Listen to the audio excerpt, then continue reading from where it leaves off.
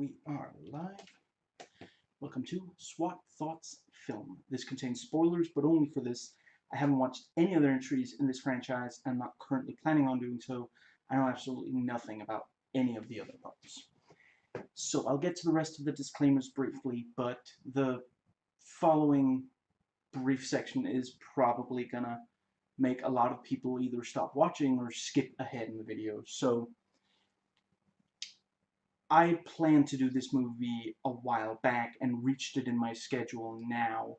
Me doing this now is not because of the murder of George Floyd and the riots that ensued when at first his murderer was not treated as a murderer.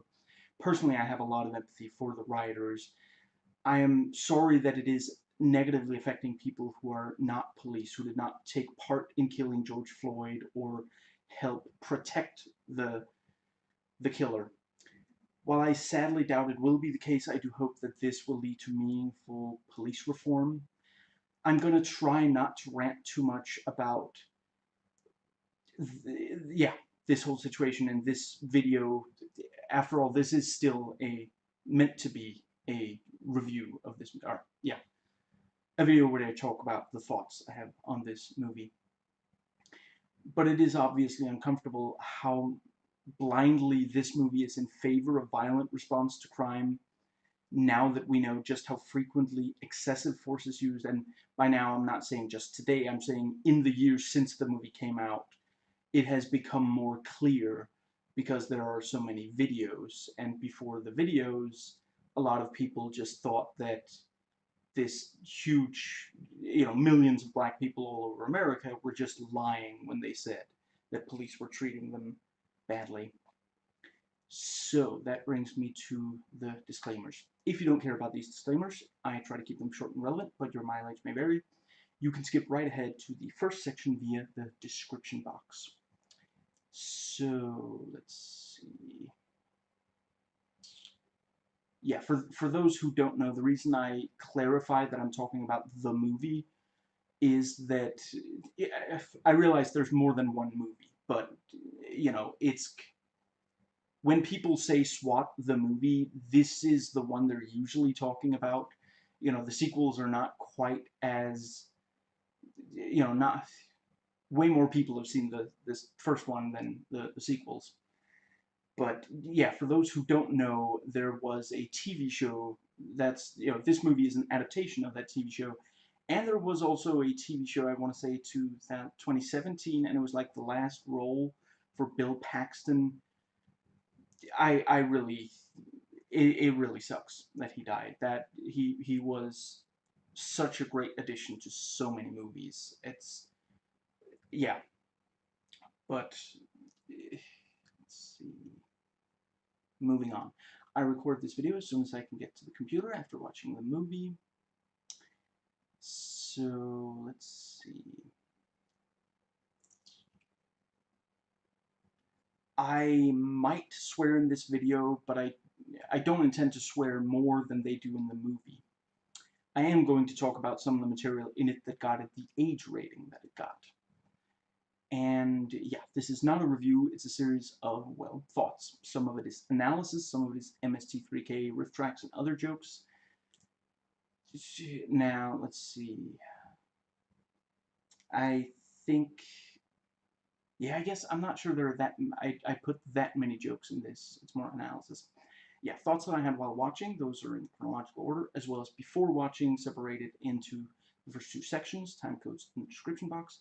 And then the final section, I get into stuff that I think is worthwhile to get into on Rotten Tomatoes, Metacritic, IMDb, Wikipedia. I was gonna say other pages, but I guess those are them.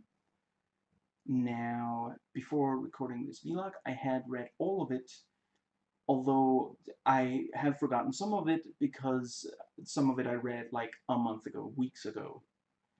And if you're not interested in the contents of all three sections, I invite you to only watch the ones you're interested in. And sometimes I do regular reviews on things I make thoughts videos for.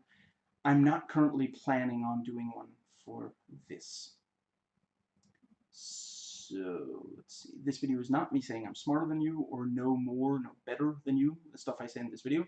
I'm not saying only I could or have thought of it. It's just stuff I want to talk about, think others would enjoy listening to.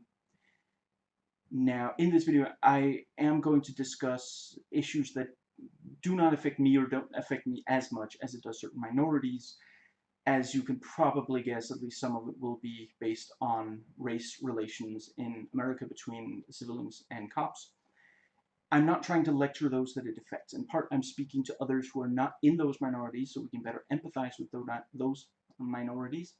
And in part, I am expressing my interpretation of the material without claiming it's as valid as the interpretation of members of the minorities.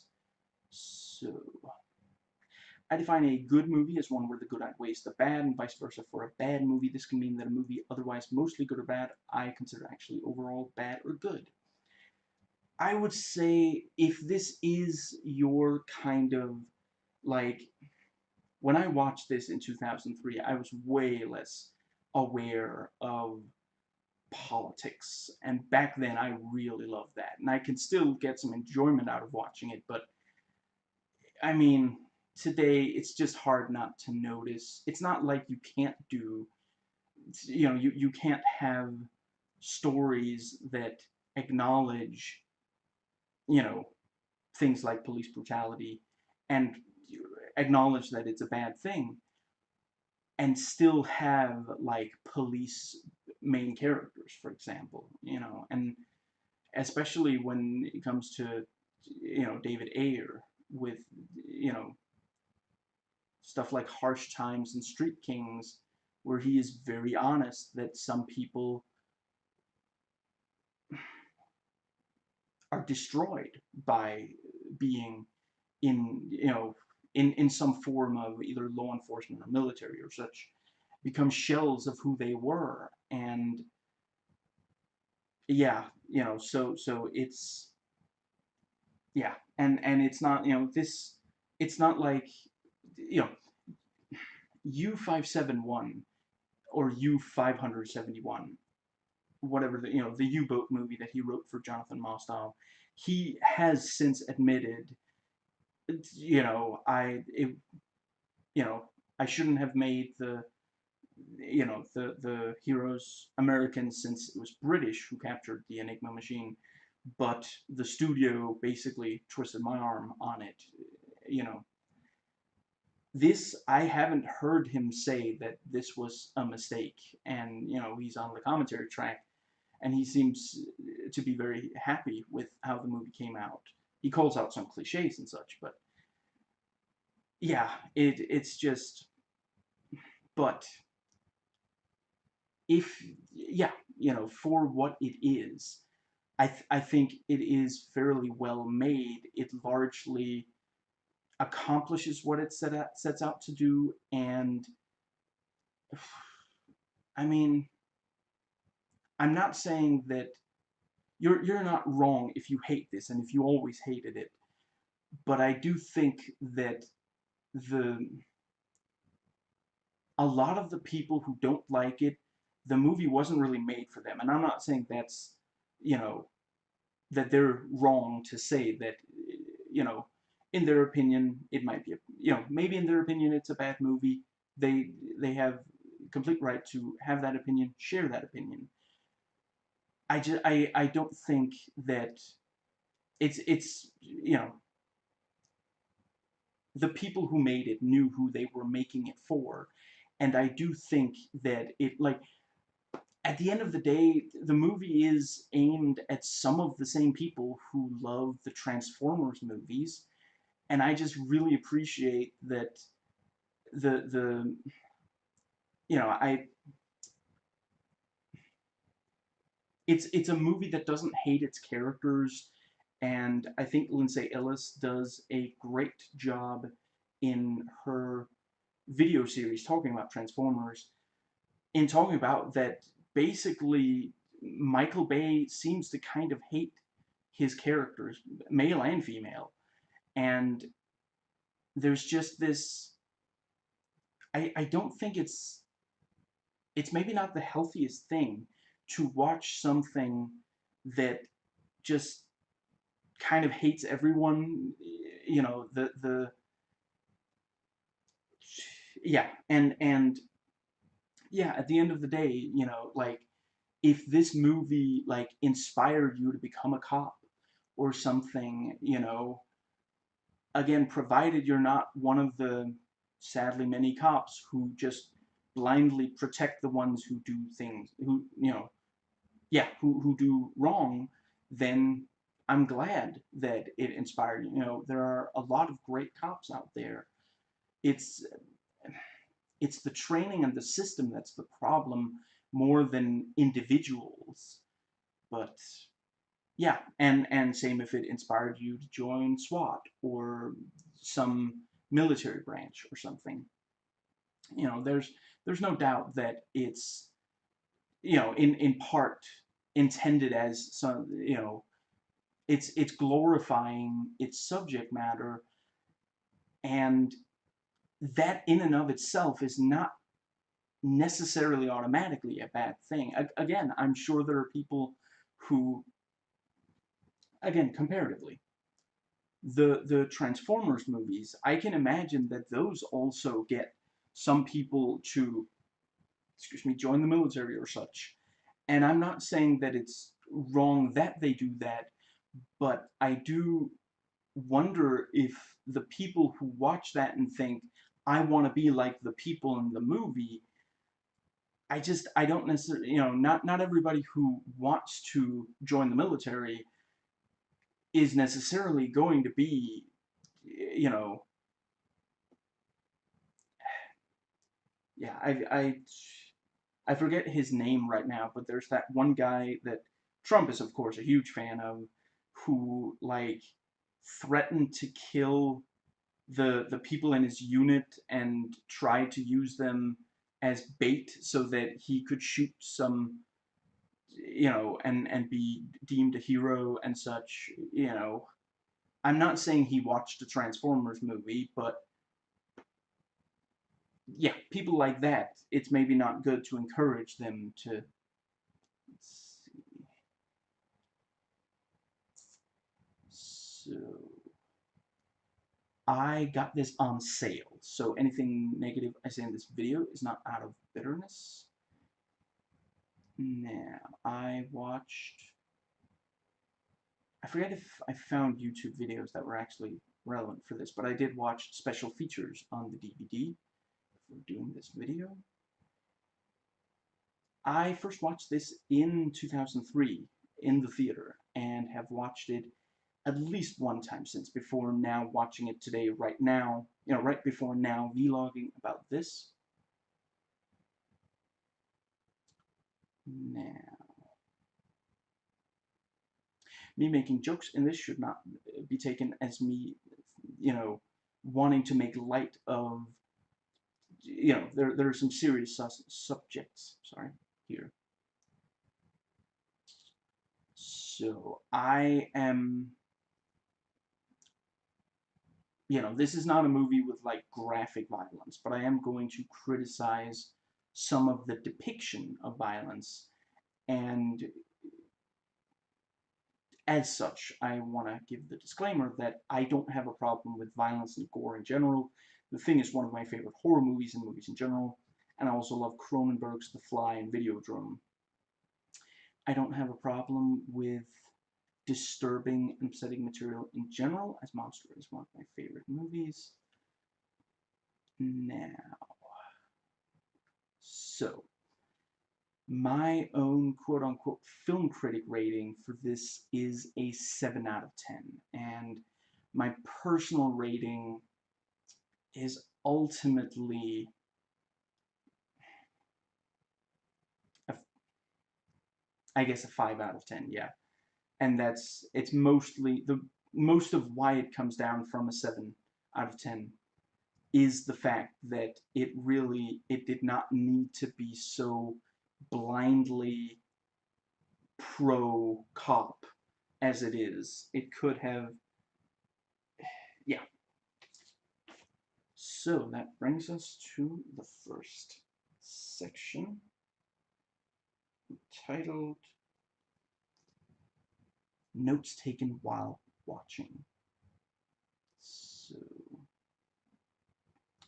yeah, I put,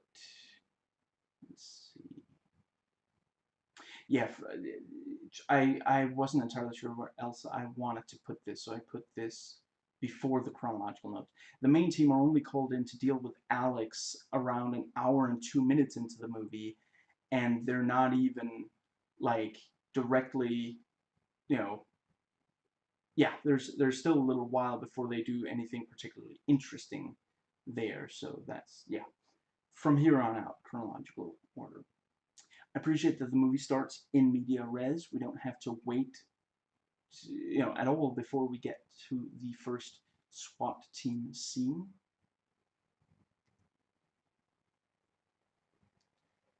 I think it's very telling of the politics of this movie that despite the first big threat being, basically like robbers with assault rifles and body armor, the solution it favors is not gun control, but throwing, you know, good guys with big guns and body armor at the bad guys with guns. Obviously, I'm not saying that gun control would solve a shootout in progress, but I'm saying in the long term, obviously for this situation and ones like it, you do need a SWAT team, but you could cut down on the amount of situations like this, with gun control. You don't even have to go very far. Universal background checks, which has, I want to say, 94% approval rating, and not like, countrywide, not just for Democrats. Even the vast majority of Republicans are in favor of it. Republican voters. I mean, Republican politicians are bought by the gun lobby. Excuse me.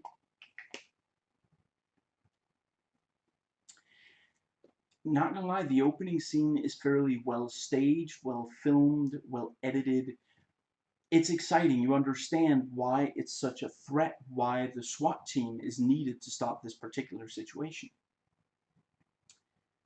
Now, ultimately, before he starts directly working for Alex, early in the movie, Gamble's problem is basically a lack of impulse control, and obviously that is a huge issue when you put guns in the hands of, you know, but it does look like if he hadn't reacted when he did, the hostage might have ended up being killed.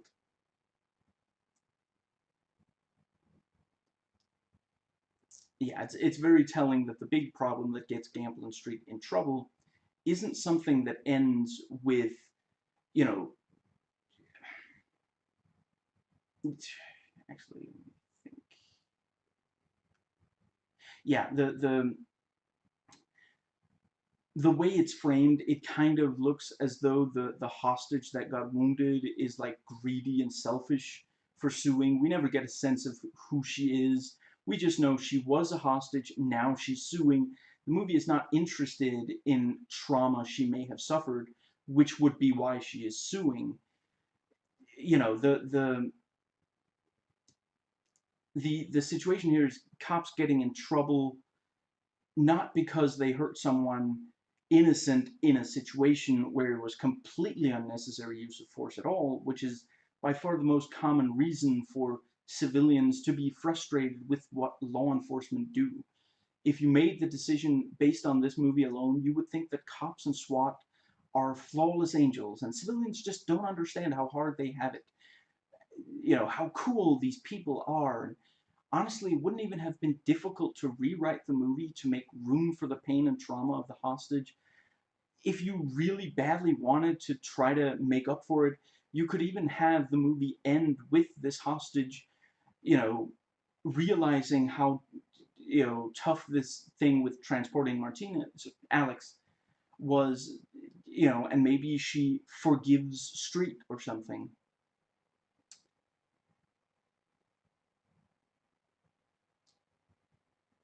I mean, I'm probably never in a million years going to complain about seeing Jeremy Renner being really masculine in a movie, and considering how frequently he plays a hero, it is fun to see him as not quite the good guy, and ultimately, in this movie, he does end up becoming an actual villain. I really haven't seen very many movies where he plays an actual, like, yeah, he'll play like an anti-hero, but yeah. And it's hard for me to dislike Samuel Jackson getting a really cool intro where other characters show a lot of respect for his character. I do appreciate, you know, since the movie isn't going to move the plot along for the first long chunk of the running time, that it does at least have a lot of action, although most of it is training montage. Like I said, we're about an hour in before the SWAT team actually get called in to deal with Alex, and the movie's like an hour and 47 minutes before the end credits start. Do you have anything to declare? Yeah, don't go to England. Isn't she going to be able to smell the beef on your breath? Maybe it's secondhand beef. Some thoughtless individual eating beef near me. I do appreciate that the movie does at least give cool. What does that say?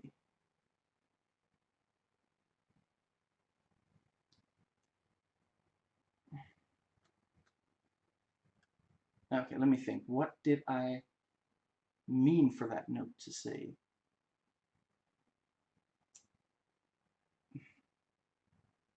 Yeah,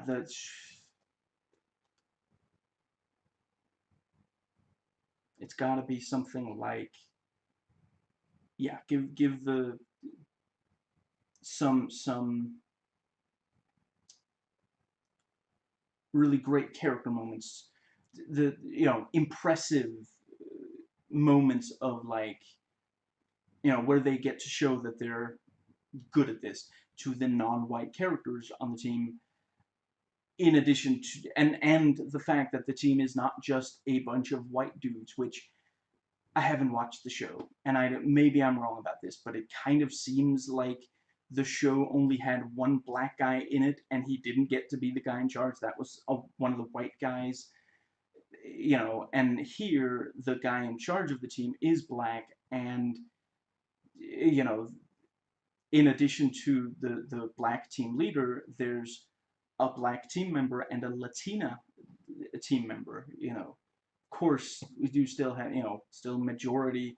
There are as many white guys. If you count Hondo, the team leader, and then you have six with the five team members. Three of the team members are white guys, and they're just completely inoffensive white guys. There's nothing particularly, like the most exotic thing is that Colin Farrell is Irish, and he's not playing an Irish character. So it's, the people freaking out that this has, a little bit of representation, calm down. You're not losing the race war. There's still as many white people on the, yeah.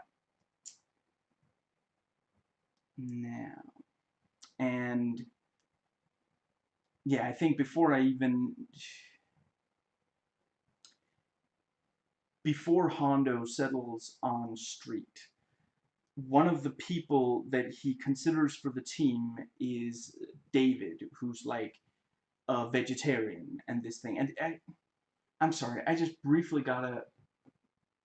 So Hondo said something like, "I can't trust a man who won't eat a hot dog," and then Street said, "and he's a vegetarian."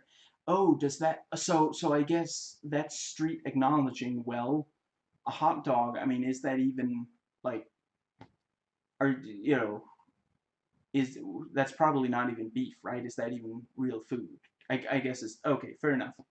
So the movie does have a little bit of awareness there. Anyway, David is made out to be like too weak to be SWAT, and like him not having a civil complaint made against him in 6 years of duty is made out to be a bad thing, telling the audience, consisting largely of civilians, to just put up with police brutality. And the moment that we're introduced to Chris Sanchez, the impressive thing about her is that she went too far with the suspect, and it's made out to be necessary. The only way she was able to subdue this guy was to really wail on him to the point where he has visible bruises on his face. And the guy that she hit isn't allowed to respond. Street provokes a verbal response, and he responds. He doesn't even like. It's not even like a swear jar thing. I don't think, because I'm pretty sure he didn't even swear. and he didn't threaten or anything. He didn't get at all physical, and we're supposed to laugh when the black cop hits him in the head as response. I realize it's not quite like he doesn't punch him in the face, but it's still, he hit him in the head. I get that some people really hated how Colin Farrell was like in every single movie put out for some years in the early to mid 2000s. But personally, I liked him then. I like him now.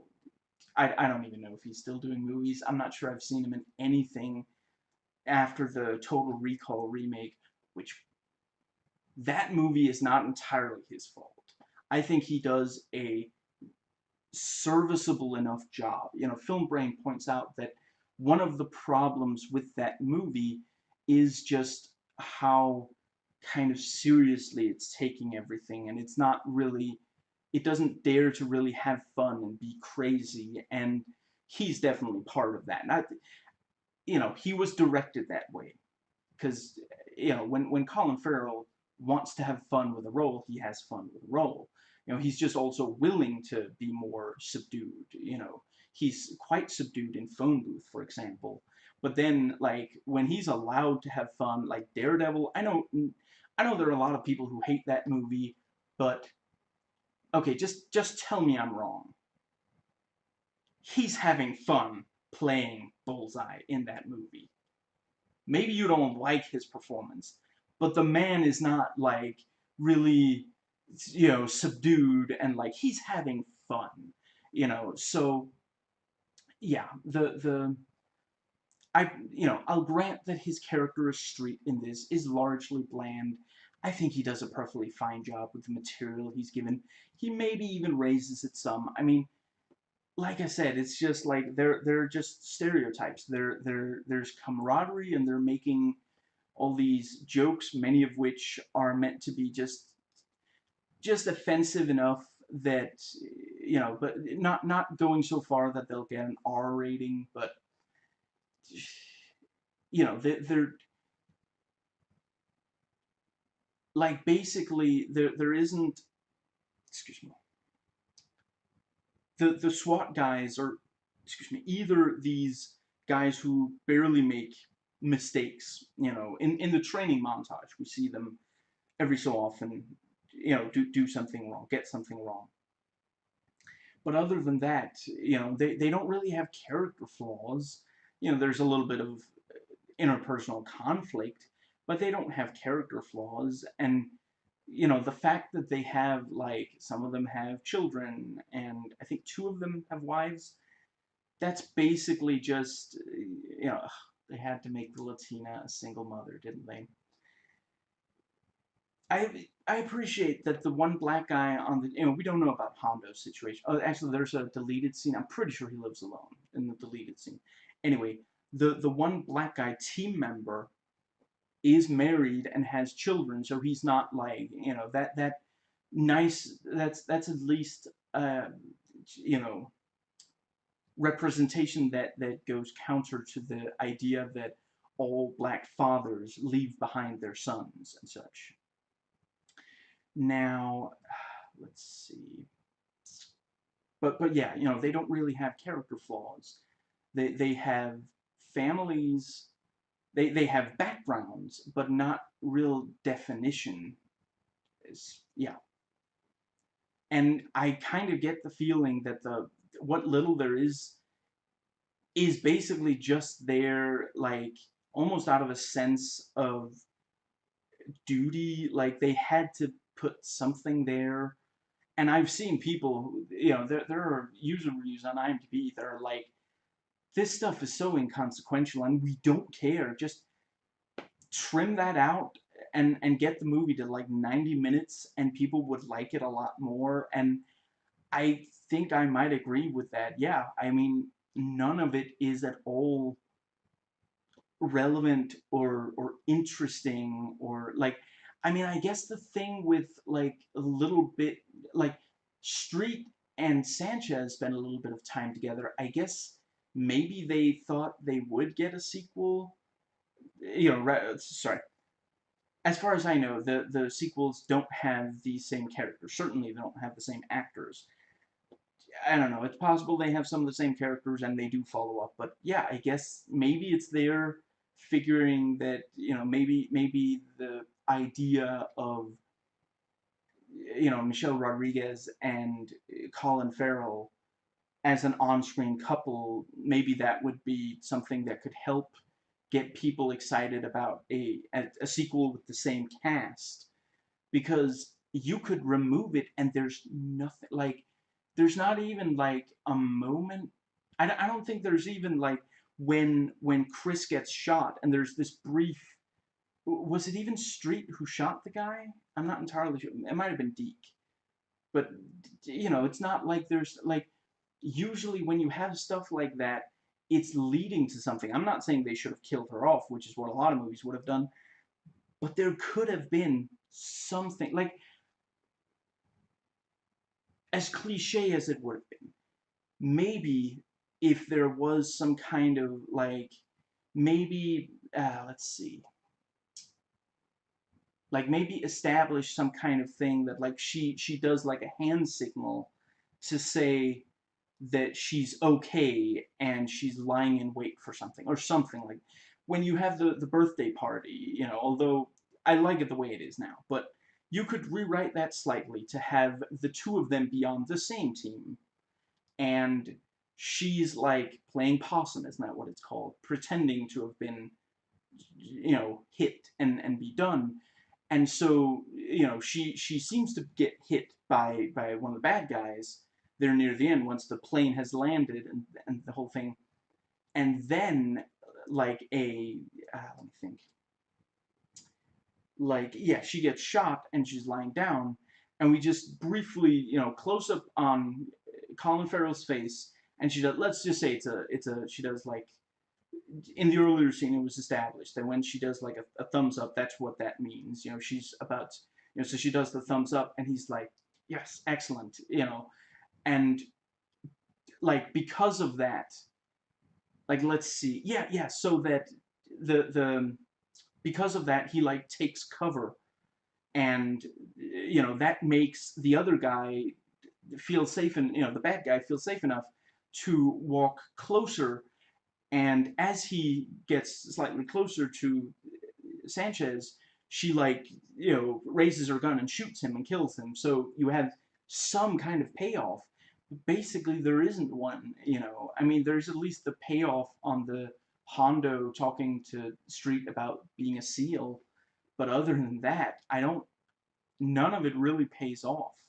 The LL Cool J's family doesn't really like, even Halloween H2O, as ridiculously stereotypical as it is, there's at least some payoff to LL Cool J's family life situation thing.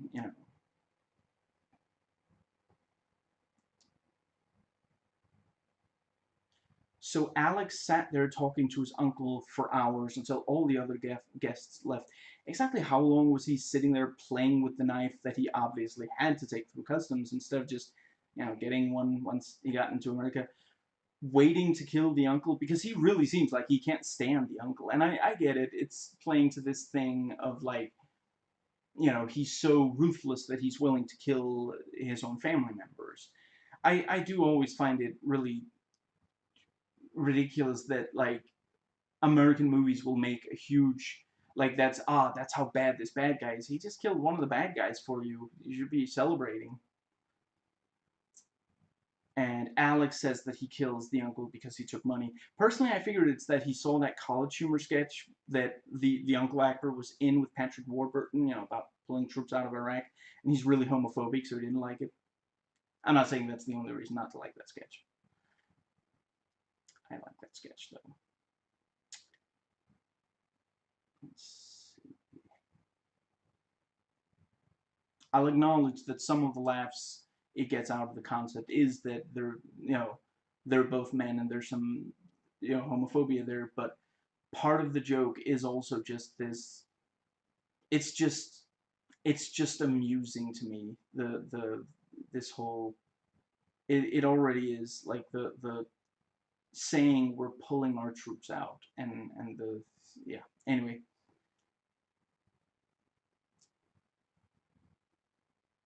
I do appreciate that the character who tries to de-escalate the conflict between Street and Boxer is the black man, who is probably used to things going badly for black civilians when white cops get angry.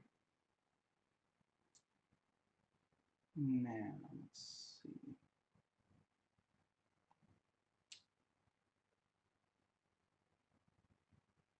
Yeah, so let's see. Yeah, for a little bit, I thought that the only people that got stuff wrong in the training were, the trader and the woman. But you know,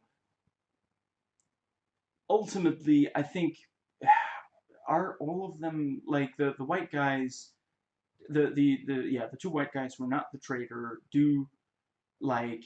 Let me think. There may be some of the ones laughing when, or was it Deke who's like stumbles up the stairs or something? But you know, I also do appreciate they are shown to occasionally make mistakes in the training montage, so we appreciate they're not like, like some kind of superhuman perfect kind of, they make, you know they don't particularly make tactical mistakes later in the movie, other than entering the subway train they do. But it's not that they were just already perfect specimens in every way. They do actually have to learn some of this stuff.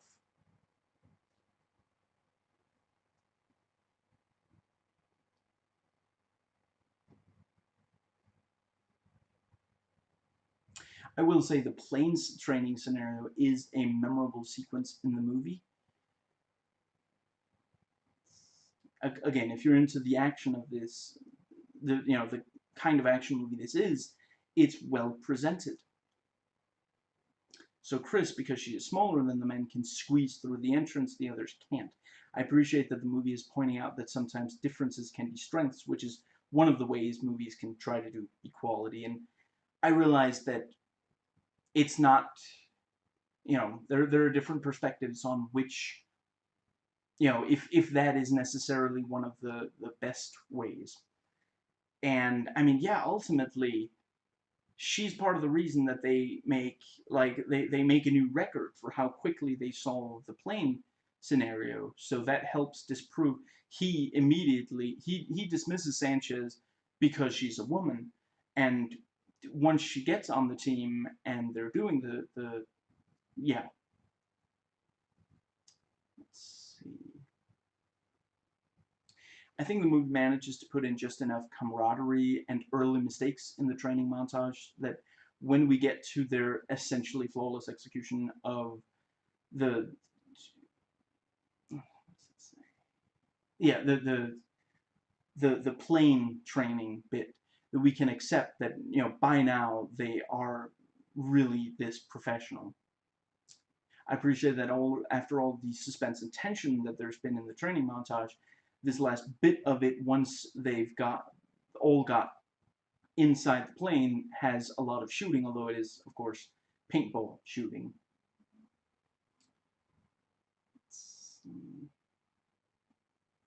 That is one thing, like, if you're rewatching this movie today, you really gotta not apply standards of today to it, because today action scenes get bigger, get longer, they're more frequent.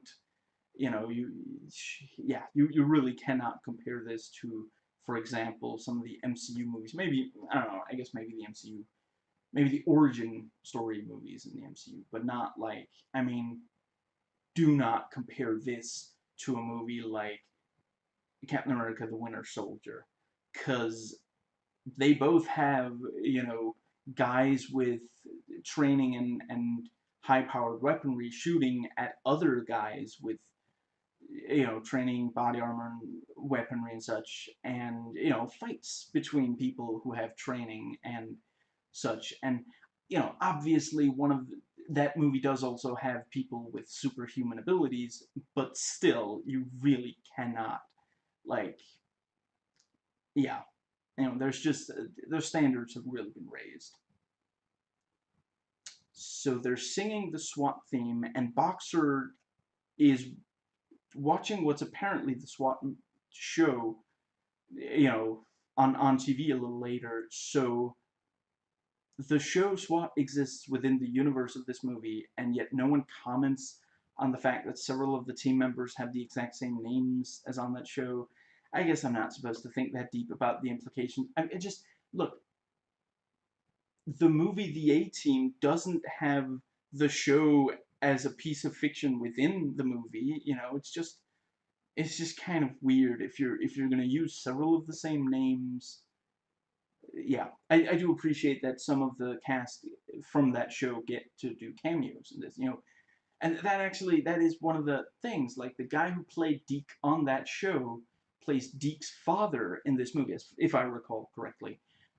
So does that mean that he's a dead ringer for the guy who played Deke on the original show? I'm sorry, but if I'm having a conversation with, like, the moment that I meet this guy's father, there's no way I'm not commenting on the fact that the guy whose name is Deke's father looks exactly like Deke on the show that has the same name as the unit that I am now on. I'm sorry, but there's no way that doesn't come up.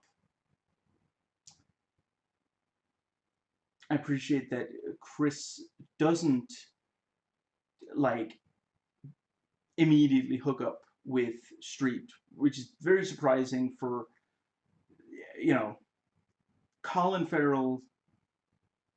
You know, I mean, honestly, I guess I haven't watched that many of his movies, but I figure he probably usually gets the girl, and you know, yeah, as far as I know, he was a much bigger deal than Michelle Rodriguez was when this movie came out. So you could imagine them, sadly, in movies, typically the woman comes out looking like the weaker of the two, because in a lot of American movies, sex is basically a woman giving something that she should very rarely give, and a man taking it from a woman instead of, a mutual. But yeah, I appreciate that they do. Although, again, like I said, it's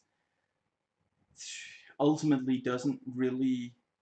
I mean, to be fair, if the movie ended with, like, let's say that, yeah, when they're there in the SWAT truck there at the end, like, if she, like, I don't know, like, let's see, yeah, I'm not gonna construct some big, just hypothetically, if the movie ended with her indicating that she did want to be with him now, the actually, no, I guess he's currently, he's considering going back to his ex. I'll get more into that. So the yeah, then I would, if the movie ended with her saying, let's be together to Street, I would be criticizing that cliche. So, fair enough. I do still think that it could have been more, like, there could have been something interesting there, and ultimately there isn't really.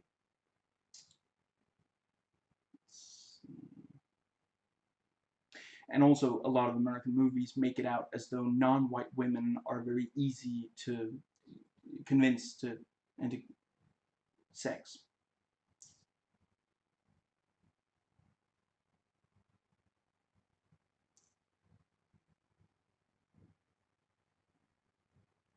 I will say that thing for knocking down one of the walls is at least fairly memorable, although it's not on the IMDb goofs, but in the abridged script on the editing room, the author Alex W. I want to say it is, great author for the site.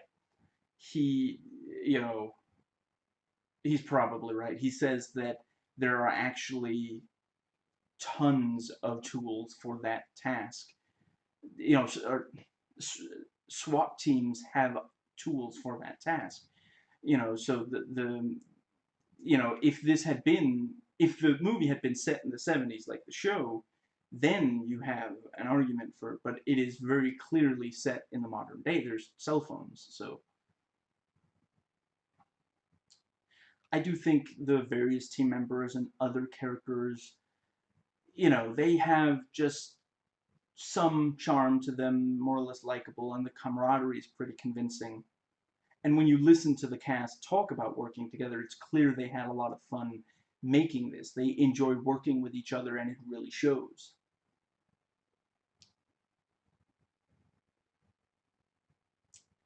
So there are two guys posing as cops trying to free Alex, and one of them, like, he stands there by the cop car for a little while, and then he just pulls out a submachine gun and just sprays towards the yeah, actually, yeah, sorry, I think he does hit the what's it called, windshield, front window of the car that I want to say it's Hondo and Street are in, but I guess it's like bulletproof, so it just he was doing good at he was doing a good job at being professional at and seeming convincing up to that point. I don't, I guess they just wanted to get that part over with really quick. Did they run out of time for shooting the scene, maybe, or something? Because I don't know why he doesn't just do more to take cover and yeah.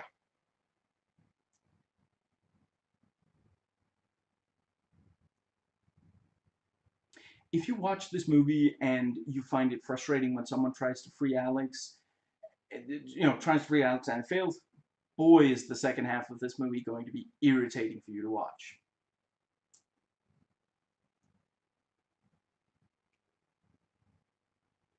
It sure is good that the news of the offer of 100 million is translated into a variety of languages so that the racial stereotype gangs of LA all understand the offer. It does really show that for the helicopter crashing, the vast majority of the footage was done practically rather than CG. So Alex has groupies. This movie really does not have a very high opinion of minorities. And the criminal posing as a homeless man is undoubtedly used by bad faith actors as justification for how badly police often treat the homeless in real life. And now Boxer likes and respects Street, so he's asking him to break up the relationship between his sister and the new guy, which Street appears very happy to do. Neither of them respect her choice. It's not as though if she really wanted to be with Street, she couldn't pick up the phone and call him. The fact that she hasn't suggests that she doesn't want him back. Like, and like, he doesn't even say, like, he just says he's kind of a chucklehead, and I have more respect for you than her, which is nice since he's known Street for, I don't know, weeks by now, and there's didn't Street say that she's 28, so yeah, for this guy that he knows for 2 weeks, he respects more than his sister that he's known for 28 years. It's really like, and again, would it have killed them to make it clear that there was a real problem there? Like, I don't want to. I suppose it could be seen as downplaying abuse of women to make it that he was actually abusive towards her, but that would at least have been a thing. Like, she's with a guy who's abusive to her right now, and she's afraid to leave him. I want you to help her get out of that relationship or something. But no, he's kind of a chucklehead and just, yeah. You know what they could have done? They could have, it could have been, she's lonely, and the other day she said that she misses you, but she doesn't want to look weak by being the one who calls you. Don't tell her that I told you that. There, it's suddenly so much better. Just like from a really, like, this is like the very bottom. It's like is and with that quick rewrite, it goes way up on the scale. Just and Boxer hits Alex, and since Alex is the villain, this is again a case of police brutality. We're supposed to cheer on the law enforcement. It is legitimately hilarious to me that such a capitalist-friendly movie is trying to make the French guy look like the greedy person. Just incredible. Just the I mean that's the thing about like I'm not saying that nobody has reason to hate the French. I think the British have an honest claim to hating the French, and if you don't know why, look up the Hundred Years' War, look up Joan of Arc. But the the American people have very little reason to hate the French. They have reason to hate de Gaulle, but not the French in general, and hating them over them not wanting to be part of the Iraq War is especially ridiculous. But the thing with when you see Americans hating on French, they don't even hate on them for things that are actually true. Like, the French are greedy compared to Americans? That's ridiculous. The just I'm not saying that Americans are bad people, but correct me if I'm wrong. The average American would be extremely happy to have a lot of money. They would completely change their lifestyle, and a lot of that money would not go to improving the lifestyles of people who are still poor like they used to be. But French people, like, there are things about the French that are less than ideal.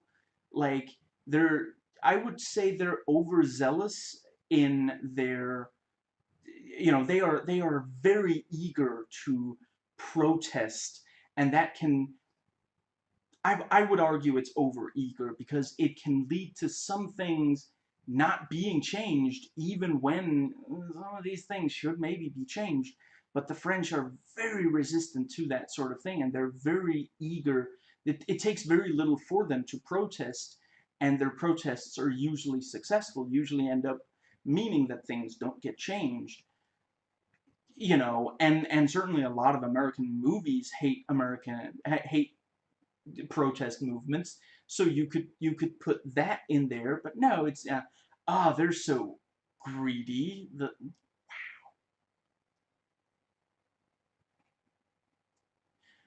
Okay, I gotta respect the that Street risks his life by shouting out when TJ gets on the radio to calm down Hondo. That really, yeah, a lot of stuff in the movie they do fairly tactically. The SWAT team, I mean, but when they enter the subway car, they really would be extremely easy targets, especially if like a flashbang or smoke grenade was thrown as the first thing. It would be extremely easy to pick them off. I'm just saying that was very oddly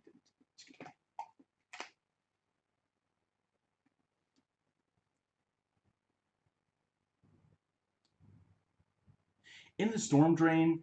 The SWAT guys spook a bunch of bats. It would be hilarious if there was like an outtake where like Batman was standing in the shadows and they shine the light directly on his face and he's like, wow, this is awkward.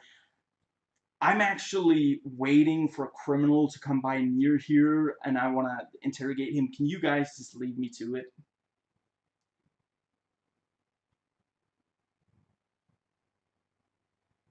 I appreciate that Sanchez, she's the one to, she's established as being like on the lookout for important things. She's like, carefully seeing, does anyone have a gun in their hand when they're driving? And she's the one who spots the jet. So, they do manage to make sure at least some of the team members get to share some of the important character moments. In a lot of movies, Street would be the only one who would get to do anything competent since he's the most bankable actor. and I forget, I want to say Captain, his name is apparently Tom, is shown to be unwilling to give backup to the team, even though in this movie they clearly need it, which sends the message that when you see a lot of cops or SWAT in one area, it's because it's necessary. It's not that they're high on their own power and want to abuse it. I'm not saying that the latter is always the case, I'm just saying it is sometimes the case. And movies like this lull people into a false sense of security that it isn't the case. Like there's a huge problem in America of regular people simply not believing, even when they see video evidence that the police are doing something. Sometimes cops do things wrong. Sometimes cops use excessive force. And you have a lot of Americans who refuse to even entertain the notion. And if there were more movies that challenge the yeah,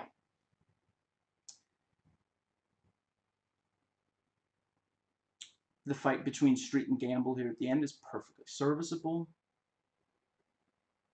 Ultimately, the thing of the various gangs trying to free Alex was just there to pad the movie, since all of them failed. The only people who were close to successful getting Alex out of the country were Gambler and his men, and it's possible some of them were, like, criminals. It's really, we have no idea what any of these guys are like. Yeah, but anyway, the 1 second. The Yes, it's possible that some of them are criminals, but the whole thing with the gangs, actually, yeah, I guess it's supposed to be like a misdirect, but they put the, I mean, if it's supposed to be a twist, they put it in the trailer. It's one of the most memorable parts of, like, people went to see the movie to see former SWAT member Jeremy Renner fight current SWAT member Colin Farrell. That was a huge selling point. So, yeah, anyway, now that I bring up, I'm just briefly gonna point out that when they're in the bar and you know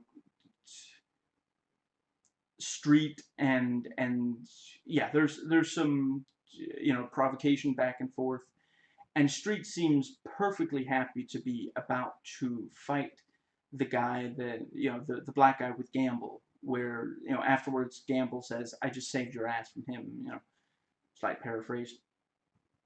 The Street seems perfectly happy that he seems content with the fact, excuse me, that this could easily have ended up in an actual fight between the two of them. Doesn't he think about the fact that they're already on thin ice with the captain? That's a huge plot point in this movie. If there had been a fight, that might have, like, he might have, I mean, I don't know if that would have ended the entire unit, but it probably would have gotten Street himself kicked off, at least the team, possibly the force. He said he's just waiting for the tiniest mistake and he'll kick them off the force.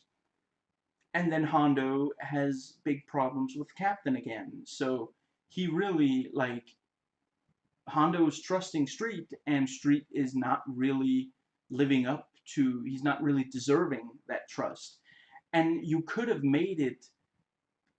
had a line where it's like, he's like, I had to put up, I had to have like a false bravado to, or he would have, some guys only respect macho, machismo, but I'm really glad I didn't have to fight him because that would have ended badly for the unit, but yeah. So yeah, the movie is an hour and 47 minutes without end credits, and an hour and 52 and a half with end credits. That brings us to the next section. Notes taken before watching. So, director Clark Johnson, I don't know his other directorial work, and I'm not really, I don't really find the rest of other stuff he's done to be relevant. I realize he's an actor. Like I said, I didn't even look. I haven't. It's possible I saw him in something. I know he makes a cameo in this as Deke's handsome partner. I appreciate the little wink and nod. You know, I realize some people might think, ah, he's so full of himself.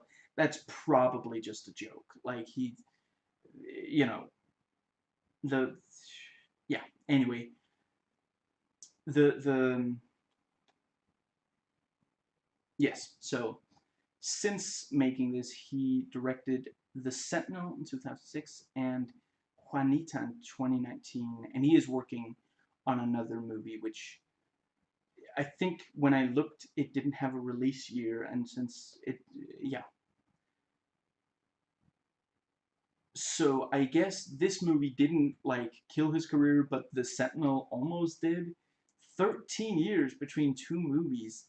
That's kind of a long time for someone who didn't quit.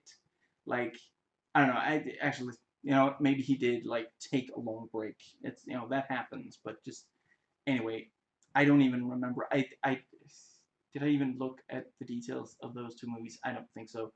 I'm not really interested in, like I said, right as I record this, I'm not interested in other stuff connected to this movie other than the actors I already liked before watching this and David Ayer. So, yeah. So, yes, the screenplay was written by, among others, David Ayer, and I know all of his directorial work except Bright. Sabotage and Suicide Squad I like despite their problems, and the rest of his directorial work I love.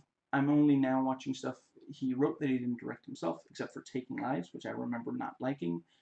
This, which is alright, and Training Day, which I love, and as I said when talking about U571, I did not really like that movie. I don't know, maybe I was comparing apples to submarines. So let's see, I guess this movie is really the first time he did the locker room tone for the protagonist character. In Training Day, Hoyt isn't really part of that, even if all the other cop characters are, but the locker room tone is in this, Harsh Times, Street Kings, Fury, Sabotage, Suicide Squad. So, yeah, this was really, I don't know, I guess, was this like he developed the taste for it, or I mean, Hoyt is pretty vanilla for a lot of Training Day, so that's probably why it isn't really there.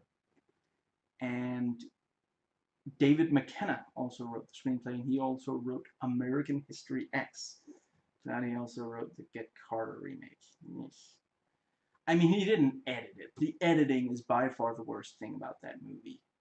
The cinematography is also pretty. I'm not saying it's not bad from a technical standpoint.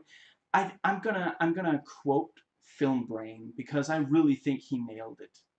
The movie is edited to within an inch of its life. It is really just if you've watched that movie or you don't care about spoilers and you want to know what's wrong with that movie, watch Film Brain's review of the movie. And if you hate yourself, you can watch the movie itself. It is just I like Stallone in a lot of movies. I think he does an incredible job in First Blood and Rocky. I think also some of the Rocky sequels, but the first one is really the only one I've watched more than once. And he's done some of the work he's done. I think he's shown that he can be an incredibly skillful director, but he is just. I mean, in the original, it was Michael Caine. I don't know how you go from Michael Caine to Sylvester Stallone. That's just such a yeah. I mean, there are probably more Stallone movies I really, really like than there are Michael Caine movies. Not movies featuring Michael Caine because he's in like every movie Christopher Nolan's ever made. Like, honestly, if Christopher Nolan has like home movies, like he films like the like his kids' birthday parties or something, I imagine, you know, Michael Caine probably, at the very least, does voiceover or something for those. Okay, technically he's not in like the first few movies that he made, but the moment that he could get Michael Caine, ever since then he's put Michael Caine in every single one of them. The fact that Michael Caine is also in Tenet, it's like it, he really doesn't do like it's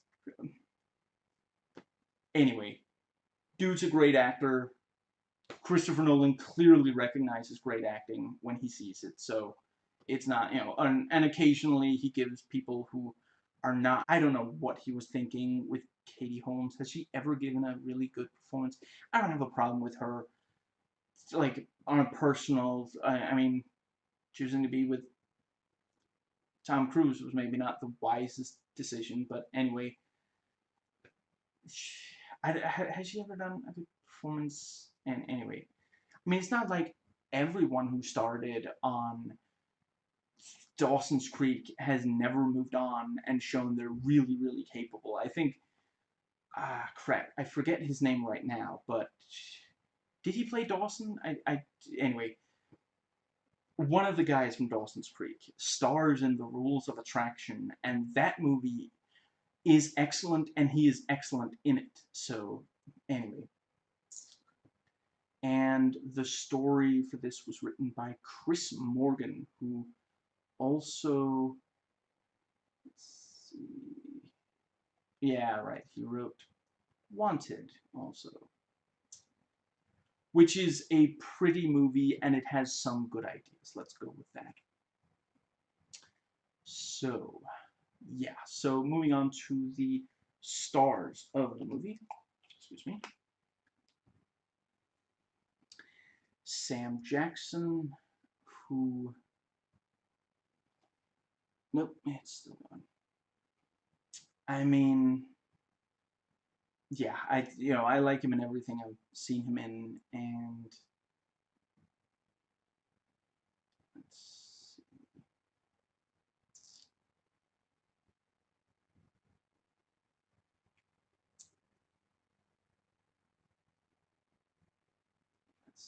Oh, right, Colin Farrell is still, yes, he was in Widows, where he's great. He was, yeah. I don't know. I'm not saying it's just that people were like, there were a lot of guys who were really jealous of all the attention Colin Farrell was getting in the early to mid 2000s. I don't know. I think I liked all the movies he was in 2003. Like, let's see, this, Phone Booth, Daredevil. Okay, fair enough. I can understand why watching Daredevil might have made a lot of people hate him. Let's see. Oh yeah, he was in the Miami Vice remake. And Alexander. I remember as liking him in Intermission. Oh right, Phone Booth was 2002. Okay, and I can understand if people maybe hated him for Heart's War also.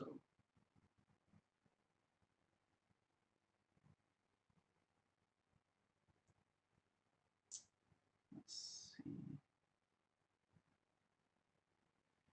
And Michelle Rodriguez. I don't think I've ever really understood why people hate her.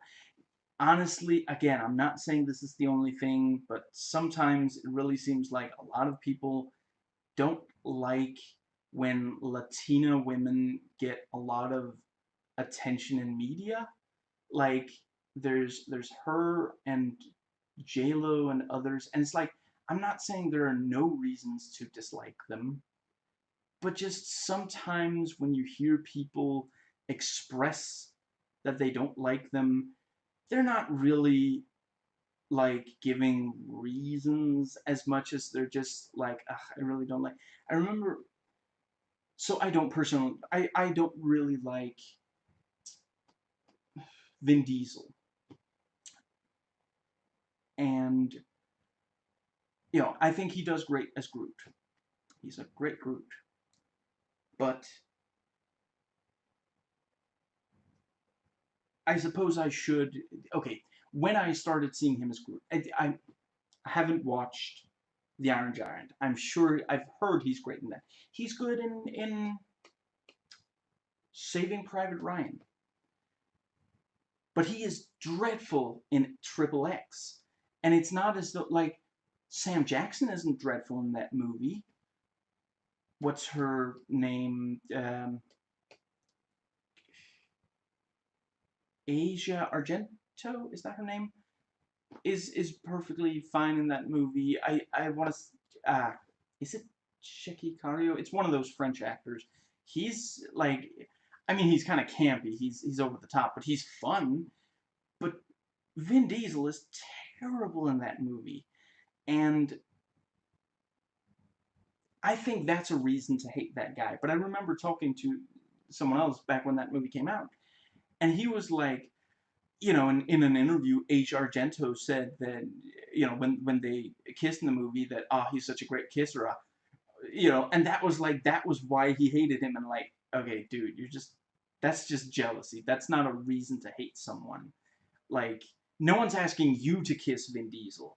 Whether or not he's a good kisser is not really, and it's not like he kissed her against her will. So his ability as a kisser should really not, like, anyway. I don't know. I guess if he kisses a lot of women and none of them like it, and he doesn't make an effort to become a better kisser, that's a reason to hate him. Anyway, I've always liked Michelle Rodriguez, and yeah, I like her. Yeah, I'm just briefly gonna go over. So I like her. I like her in everything I've seen her in. And here's what I've seen her in: Alita, Battle Angel, Widows, Machete Kills, Resident Evil Retribution, Battle Los Angeles, Machete, Avatar, Resident Evil. Oh right, she appears in some college humor. And Ana Lucia on Lost. Yeah, I always like. I've heard someone say that, she always plays the same role. Does she though? Isn't it just in like a lot of these she plays the same role because that was like really popular with audiences or something? But I haven't watched. She was like in like a surfer movie. I've heard that she plays a much like, and honestly, I mean, in this one, she, like, one of the things people don't seem to like that she plays like angry and like she's got a lot of attitude and such. She doesn't have a lot of attitude in this. Yeah, I mean, I would say if you can't tell the difference between, and Resident Evil 1, I also wouldn't. Yeah, she doesn't have like, there's some attitude and such, but she's a very likable and sympathetic character in at least a lot of that movie. Like, if there's any one character that you really sympathize with other than Alice, I would say it's most likely to be her. Yeah, and she really, like, she's great in that movie, and the movie would have been a lot poorer if she hadn't been great in that movie.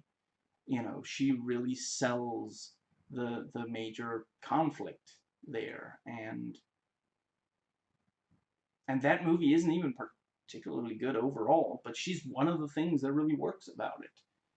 Yeah, I don't think I think a lot of the people, again, a lot of the people who really don't like her, all they see is that she's not white, and a lot of people also hate her because she's a woman. A lot of people hate women, including a number of women, which is sad. But I like her in everything I've seen her in, and I would like to see her in more. I don't know that I'm gonna watch the Surfer movie. It doesn't look like my kind of thing. But yeah, as far as I know, she plays a very different. She smiles a lot more in that, and I don't know much about what she's like in like Fast and Furious franchise, but weren't people like pretty happy when she, like, yeah, I mean, it's not really a spoiler. She's in more movies than one might immediately expect of that, and there were maybe some of them where she wasn't. And then she showed up in one of them. As far as I could tell, a lot of like the people who liked those movies were glad to see her back. So yeah, I don't know. Anyway, and LL Cool J. So let's see, he is, yeah. So I saw him in Edison, which is not a Ryan movie. Rollerball and Charlie's Angels and Deep Blue Sea. What does that say? Is wait. Okay, I copied these in kind of weird. Is Deed? No, that's the character he plays in Edison, I think. And let's see. Okay, anyway. And Halloween H2O. Okay, so he's not in like the movies I've seen him in are not good, but I find him perfectly serviceable in them. I don't think there's any of these movies where I was like, ugh, I really wish he wasn't in it. And let's see. Brian Van Holt is also in House of Wax and Black Hawk Down. Yeah, Black Hawk Down is definitely a great movie, but The House of Wax. I mean, the original is fun, and it's perfectly serviceable if you know what you're getting into. It is a movie that, excuse me, does exactly what it sets out to do. Nothing more, definitely nothing more, and nothing less either. And I get why they went for a slasher with the remake. But the first one is, the original is fairly fun. I mean, you're going to have to look pretty hard to find me bad-mouthing, I cannot believe I'm blanking on his name, Vincent Price in a movie. In a movie. Vincent Price in any movie. So, yeah. Just like, but it's not for everyone. If you don't like horror movies from back then, you're not going to like the original House of Wax. I mean, the reason I watched it is because my father watched it when he was young. You know, he watched it in theaters when he was young, and he really got into it back then. And you know, I was like, it stars Vincent Price. I'm down. And so we watched it. Yeah, for the standards of the time, it's pretty good. You know, it's not much by today's standards, and I mean, if I recall, it's one of those movies that were like filmed to be shown in 3D, and you can kind of tell, and it looks awkward when you're watching it in 2D. But you know, I mean, there are plenty of great movies that's true of. So anyway, and yeah, Jeremy Renner, always liked seeing him in stuff, and I'm glad he clearly really likes playing military and law enforcement spies and such. So I'm glad he's gotten to be in so many. The Bourne Legacy notwithstanding, that's probably the only one where I don't. And I also like him in The Town and 28 Weeks Later is also a military kind of thing. Yeah. And Josh Charles on the sadly short-lived TV series Sports Night. I really love him on that show. So that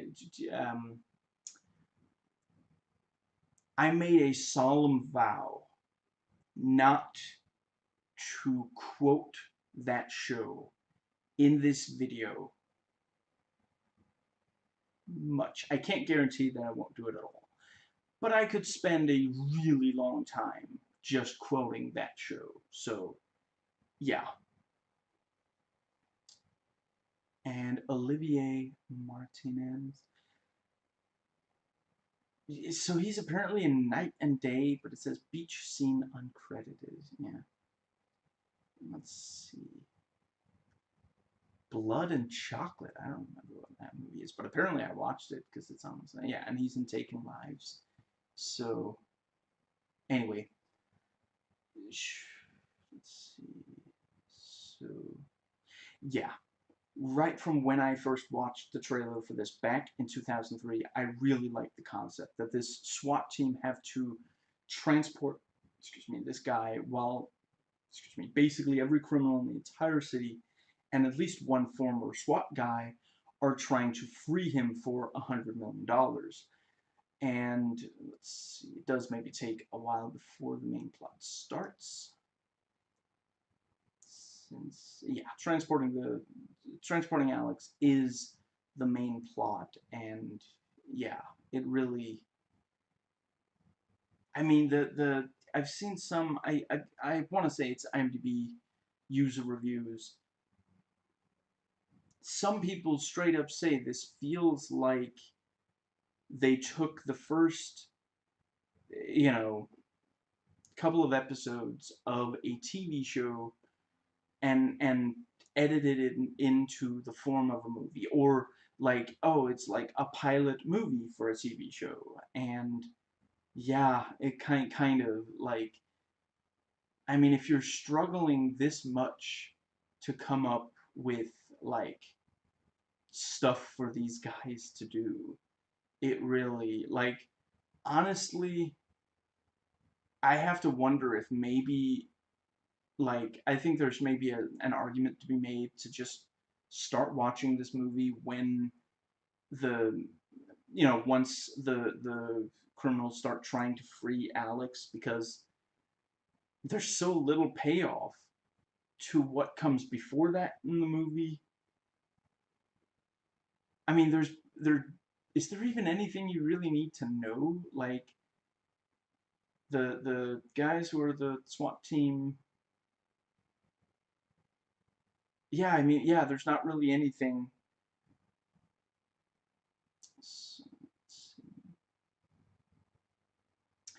So, since SWAT teams are militaristic, some people find it fascistic that they are law enforcement. And one professional critic points out that this movie solves that by turning LA into a war zone. I think he compared it to like Baghdad, and yeah, it's like, that's like, this is very much a post 9/11, post invasion of Iraq, American produced movie. Like, it really, and that's where it especially gets ridiculous, that it's so gleeful with police misconduct in various forms, and like trying to make the French guy out to be, or it's rather making the villain a French guy when it's like the what's the word? Obviously, the character he's playing is a villain. He does horrible things, but it would have been easy to make him another nationality, and he's supposed to be like a drug lord or something. Or is that is that much of a thing? Like, was he originally supposed to be like a Latino, and then the Iraq war happened and France was like, we're not taking part in this, and so last minute they changed it to French and didn't think about whether it made sense that he was still a drug lord. And I saw someone point out, well, his uncle is clearly like, sorry, Italian or something. Like, it makes no sense. Like, it really, yeah, it's Italian, it would be like mafia kind of thing. But does France have mafia or drug lords? I don't think they especially. I mean, you have to keep in mind the fact that there are problems with drugs in South America is in part that it's so close to the US, and thus there is drug trafficking. How would you traffic drugs between France and America? And it's not like there's huge drug problems in the countries extremely close to France. That just, it just, Like, seriously, when Americans hate on French people, it's like all they know about French people is that they're called French people. They speak French, and the word French is suddenly a bad thing. Like they don't know anything about what French people like. If you wanted to make him an obnoxious French stereotype, okay, have him like be a wine snob or like complain about the excess how bad American cheese is or some like have something that or yeah or have him take like a really have him trying to give wine to a minor or like I don't know not be a big fan of Disney World I guess just something that makes a fraction of sense like yeah at least when Simpsons makes fun of French people like you know it's just restaurant open for business. Come on, my children need wine. You know, okay, that's you know, like it's a cute little take on the you know my children need food kind of thing. You know, the fact that to this French guy, if he has just a tiny little bit of money, his children are going to get some wine. It's not going to be that the you know just excuse me it really is just incredibly funny. Just like when you watch an American movie make fun of French people, you can practically see on the screen like an American like I don't know who you know I guess maybe would be a film executive or something just blue in the face and just so angry or just you know irrationally angry and can't stop for 2 seconds to think about something rational to make fun of for French people. It's just French people, oh you know, and just take a breath and just think for 2 seconds and just like it really anyway like it really is like the script was basically done and then oh Iraq war okay we got to change it to a Frenchman and the one thing they changed was the line about where one of them calls him a frog or something just yeah and yeah so the movie obviously has a lot of testosterone and male posturing and yeah some you know including some like machismo from Michelle Rodriguez it is kind of yeah let's see. And I mean, it's it's kind of stupid that like we the viewers see Alex murder and admit to other murder, but the thing he gets caught for is like he's driving with a busted tail light, and it's like I guess that like they wanted him to end up in jail temporarily so that he could so that more of the movie could happen before he has to be transported to a federal thing and like I just if I was wanted for murder I would probably make sure to not drive with a busted tail light just like it's not impossible like it's not like the car becomes invisible if he steps like okay let's see I guess he would have to turn the key and then step out of the car and move behind the car and then check or he would have to ask someone else to check and hope they didn't lie or something to make sure he wasn't driving with a busted taillight but just it's such a no wait no I mean you must be able to tell without putting I don't have a car so I don't know but anyway just it's so stupid. Just he's like he's basically dancing in circles around law enforcement with like you know holding up a sign that says please put me in jail you know and they're like you know you probably shouldn't take a knife through customs now I here you go, but I'm gonna let you off with a warning this time, but just don't do it again, okay, you little rascal. And like, I mean, the car, just it's so obvious. He like when he's talking to like I don't know lawyer, I guess he's like, who do we have to kill to get out of this situation? And it's like, okay, we get it. He's the bad guy.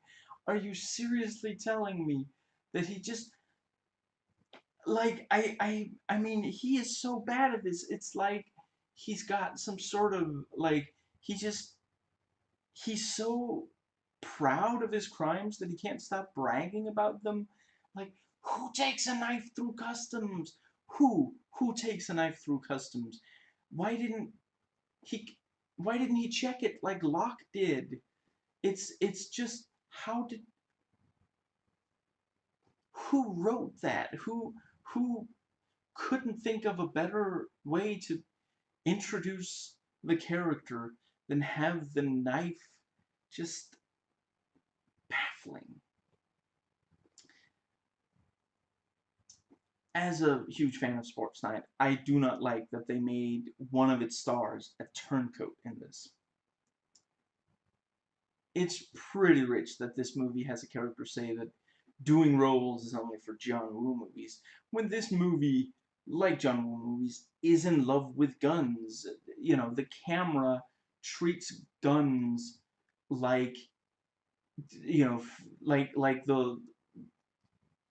the female form or something. Just like if like hypothetically, if aliens watched movies like this and John Woo movies and such, they might assume that guns were part of sexual procreation, and that's why the camera is so loving in treating them like it. Just yeah.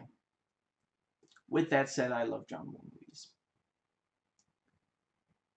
Several IMDb reviews call out that the darkly lit fight at the end is hiding the stunt doubles and the lighting, and that's probably true. Again, like you really don't want to compare this, excuse me, to something like the MCU movies where it's like well they spend months training for bulking up and like learning fight choreography and all this stuff and engage in like long fights where clearly like the camera, okay, that's clearly the actor fighting. That's anyway. Several reviewers say that LL Cool J doesn't make an impression. Some say the other team members don't either, other than maybe Colin Farrell.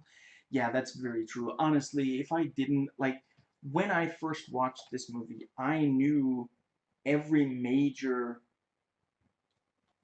was it actually it might have been the first thing I saw Jeremy Renner in, but other than that, I knew every single major cast member in this. Yeah, I don't know if it's Brian Van Holt who plays Boxer. I don't know if he counts, but I didn't really know him from anything. But that would be the exception. Honestly, probably even Larry Poindexter and I'm sorry, I forget his name, but I quite like him. The black guy, I don't know if he's a lieutenant or sergeant or something. He's always sticking up for Hondo. Reg E. Cathy, maybe? I don't remember, but and yeah, if I didn't, I guess I wouldn't remember the team members other than Colin Farrell. So yeah,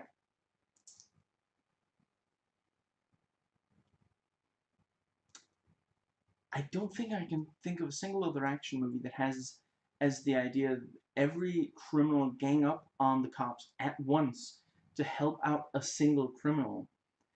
Comparatively, there are countless films where the bad guy kills the good guy's wife or takes his son or something. But I don't know, maybe I have just not seen other movies with similar plots to this.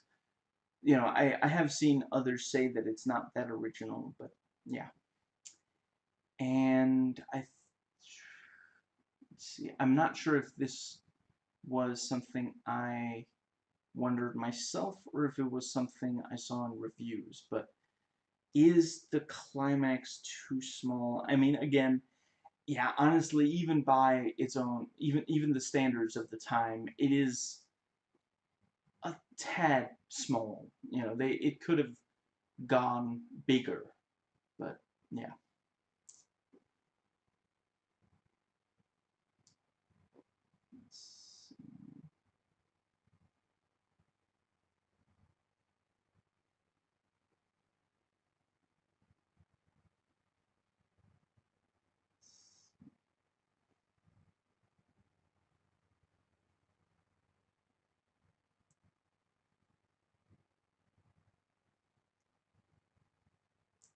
Yeah, I've already talked some about how Michelle Rodriguez, plays similar roles. I'm not sure I said, I do kind of like the persona that she plays in a bunch of these.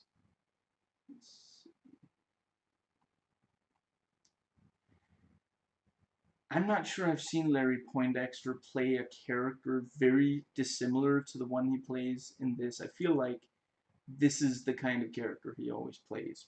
He is good at it. It is pretty ridiculous how incredible the tactics of the street gangs are in this movie. And even if you bring up, you know, like the SWAT, Gamble, and maybe there are other former SWAT. The individual gang members have very specific roles that they carry out as if they had military training. I'm not a fan of the fact that the one current SWAT team member who turns out to be a traitor is the one consistently shown to not quite be as capable as some of the other team members. He keeps losing competitions with Jim Street. He's the only SWAT team member who gets hit when they take the plane. There is this idea that, in if you're trying to succeed inside a masculine sphere, if you aren't the very best, if you're, only almost as good, then you're not just not as good as the very best, but there's something seriously wrong with you. And this movie reinforces that concept. The bad guy on the team is not the one who freaks out because one of the others dates his sister, for example. That's an acceptable behavior for men.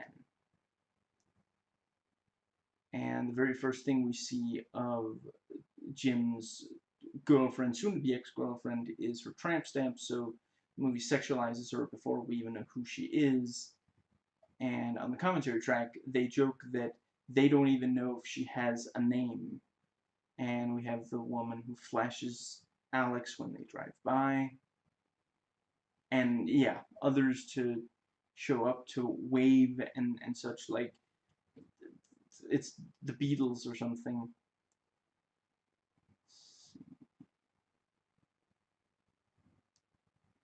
And yeah, just the the women standing there and cheering really seems like it's an element that's there because they figure that the presumed straight male viewing audience will like seeing that.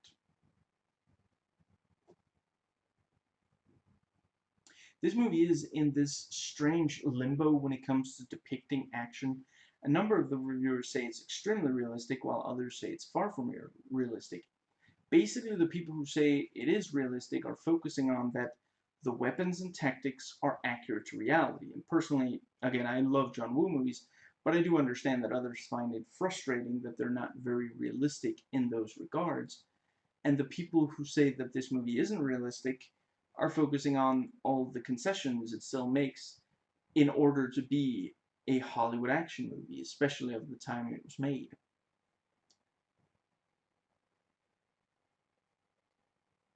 Now, at least one IMDb reviewer says that this doesn't really have action technically it is more suspense and tension than action if you define action as shooting, car chases, and fights. It's more that people are in very dangerous situations. You know, I mean, really the only, excuse me,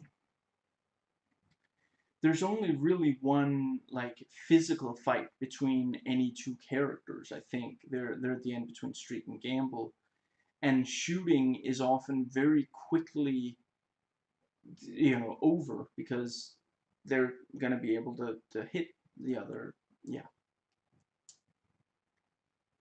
Now let's see. So yeah, I'm going to briefly expand on something I already brought up in the previous section. The jokes about police brutality and other police abuse. Let's see. Yeah, we're clearly meant to empathize with SWAT and cops, never with criminals or suspects. Heavily armed and dangerous criminals hiding in plain sight, such as pretending to be homeless, encourages the dangerous police training that has gotten a lot of civilians killed because they basically assume everyone is a potential suspect, especially if they're black. It is pretty silly that they give Jeremy Renner earrings and small tattoos and such. That's Hollywood shorthand for bad guys, conceived by middle-aged conservative white dudes. Maybe they asked the old rich couple on the plane what he should look like if he's the bad guy. There are some clever moves and counter moves in the movie, such as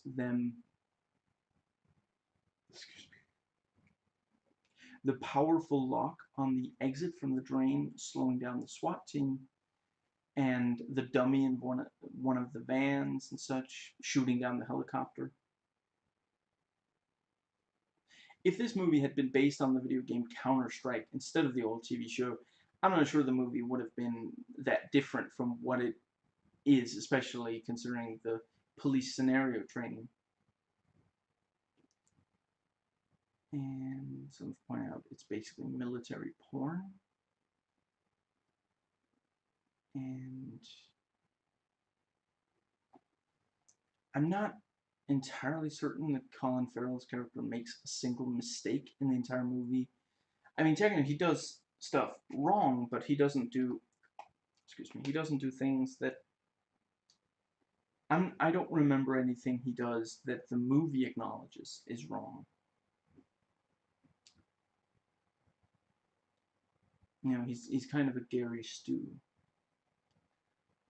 At least a few IMDb reviews say there's political correctness in the casting. I guess because it's not just a bunch of white dudes. My question for them would be, is the movie made any worse by it? I certainly think that Samuel Jackson and Michelle Rodriguez are two of the best in the cast, and I don't think LL Cool J makes the movie any worse, keeping in mind that the three villains are white guys, and of the SWAT team itself, there are three white guys, one black, one Latina woman. There's still more white people and more men than minorities. I think you're gonna be okay, dude. At one point in the movie, Sam Jackson remarks, "How can you trust someone who won't eat an American hot dog because vegetarians are not seen as manly, and this movie treats masculinity as the only worthwhile goal." But should they maybe have gone with a burger or something? It's a big city in America. I think LA is where it's at. Hot dogs, especially bought from regular vendors, are notoriously low quality, disgusting food. But I guess that is, yeah, the joke is supposed to be like the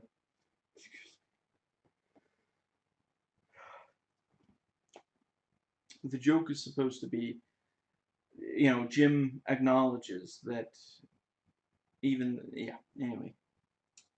So, moving on to videos I watched. So, yeah, the trailer, let's see, 1 minute and 17-second trailer, and, oh, wait, never mind. So, yeah, the one I especially want to talk about is the 2 minute 21 second. I remember the trailer. It sold me on the movie back then, and it probably would now. I love the "it tickles me" line. and other lines in it. I guess I didn't sleep enough last night. I'm afraid there's not really anything I can do about it at this point. Excuse me. So I hope it doesn't bother you too much. Now, yeah, so that brings us to the commentary tracks. There are two.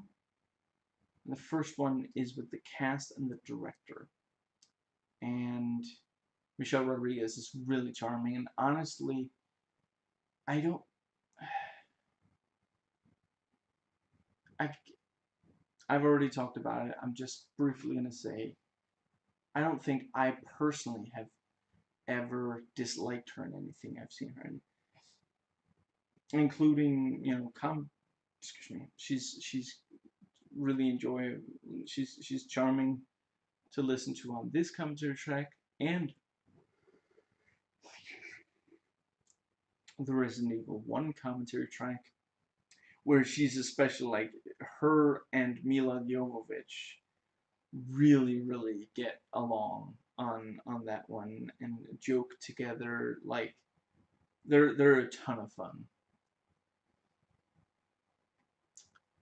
And yeah, on the commentary track, you can really tell the cast enjoyed being together, working together. The camaraderie really shines through. And the director finds fascinating these split-second decisions SWAT have to make.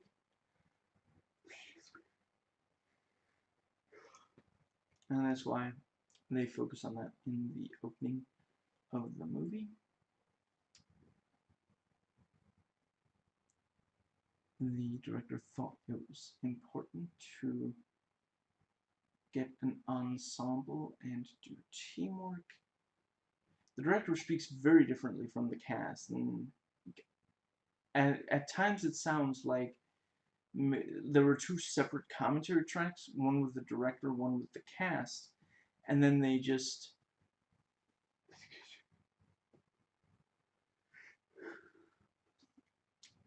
you know cut them together.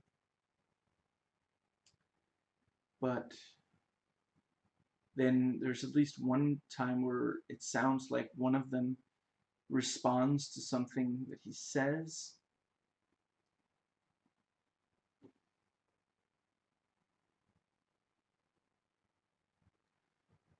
and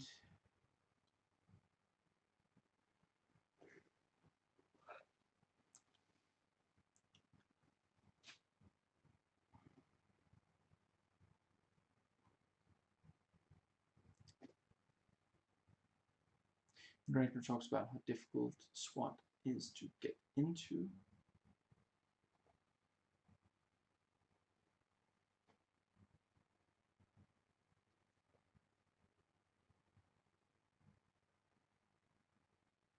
The egos really come out when they are, during the commentary track when the gun range scene, two of them argue over which of them is better for a while. And the director talks about all of the practice the cast had to do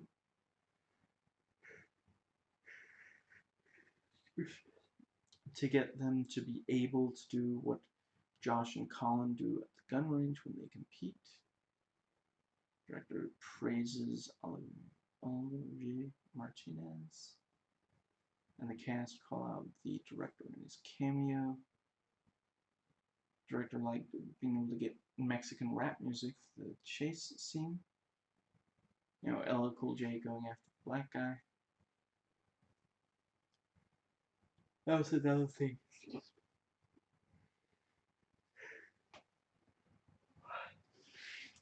During the scene with the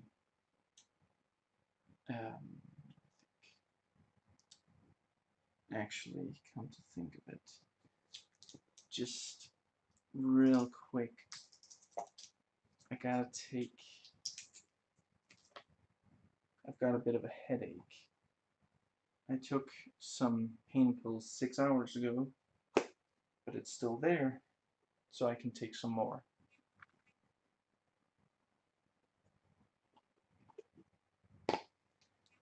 And hopefully that will be the last time today that I need it. And just briefly, just gotta write down when I took them just in case I do take more later today. So I know when it's been 6 hours. There.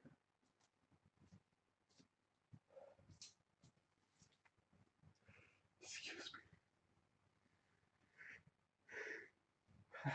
I really do apologize. I realize some people can't stand seeing others yawn. And I'm not saying there's anything wrong with being frustrated at that.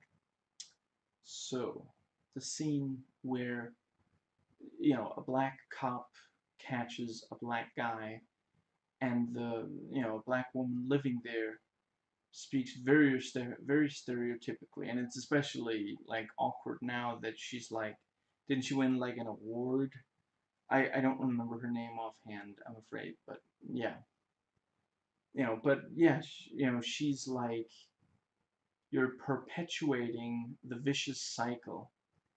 And he says, we'll see how liberal you are when he breaks into your place. And again, that is like, of course, there are criminals out there who need to be stopped, but that's not the same thing as implying that if you are.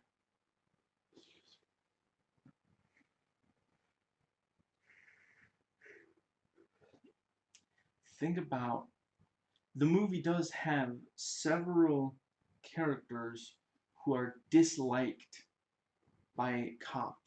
Several cop characters who are disliked by other cops for things they've done that made the department look bad. Think about how easy it would have been for at least one of those things to have been that they actually got the wrong person, and they feel terrible about it, and they swear up and down it'll never happen again.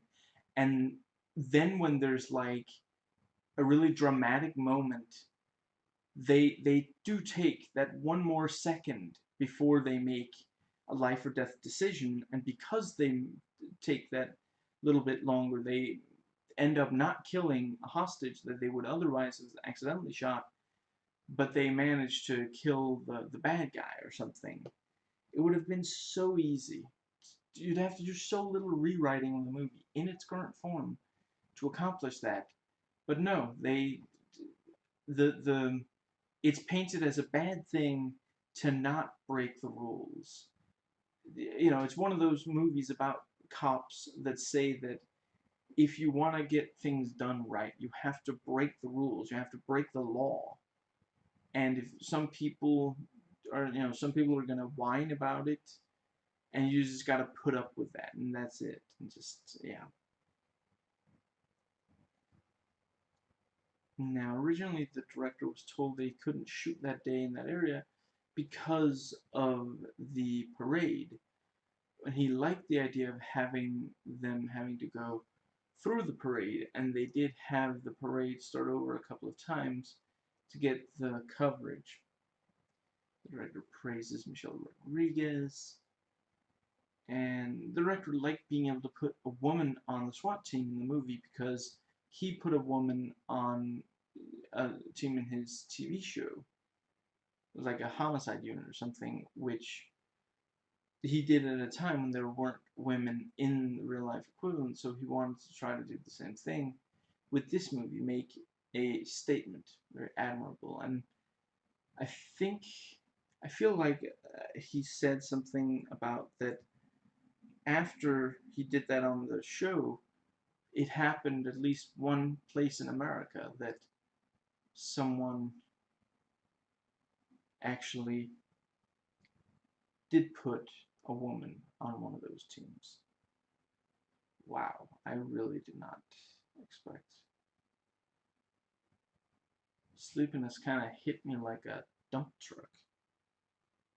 Yikes. Okay. I'm gonna try to power through it, and if I just find that it is not gonna happen, excuse me, then I will eat crow. Craw. Crow. I forget. Not my DVD of the movie The Crow. I like that movie too much. and DVDs are not the tastiest. So the director talks about making sure it's ready. Was worried it would be like a TV movie because it's based on a TV show. And the director talks about how convincing the cast ended up being, how the movie, what? And the article who got hurt when they get into a fight right before Michelle Rodriguez and Jackson go in.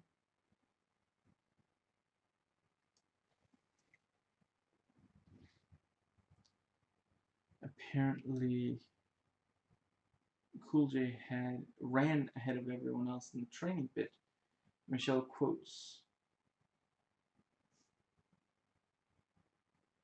Sam Jackson, and instead of you know what, she says mother flower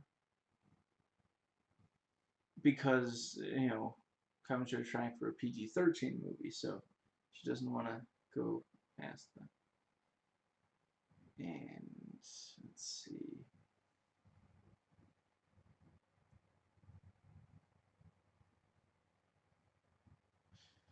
So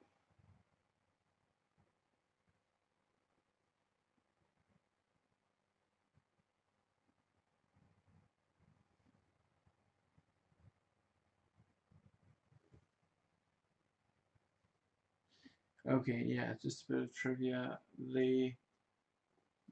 They would watch movies and listen to music in this hotel. I I think maybe near where they were shooting or something. And so some people thought it was haunted. And the director points out that since LA is not that old overall, then this 30-year-old building, this old hotel, is like this ancient thing where ancient landmark where if you go to Roman Jerusalem, you have 2,000-year-old buildings. They talk about how many reps Colin Farrell does, how much weight Sam is lifting, and one of them says that Colin Farrell works harder than everybody else and plays harder than everybody else. The plane scenario is based on a real training thing.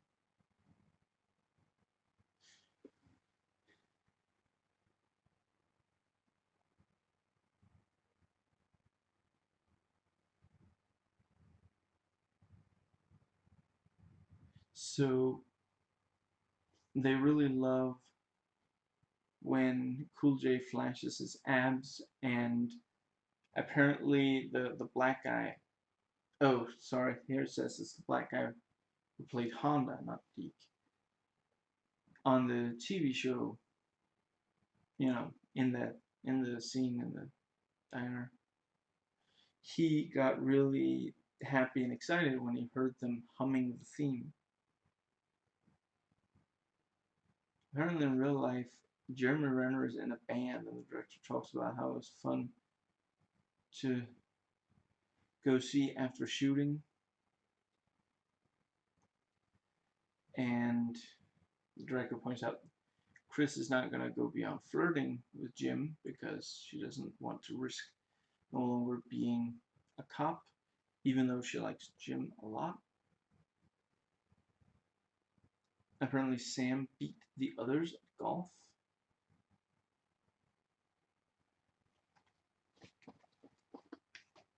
Excuse me.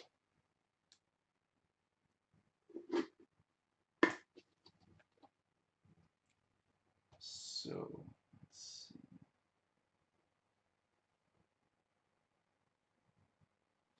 And the director talks about ad-libbing.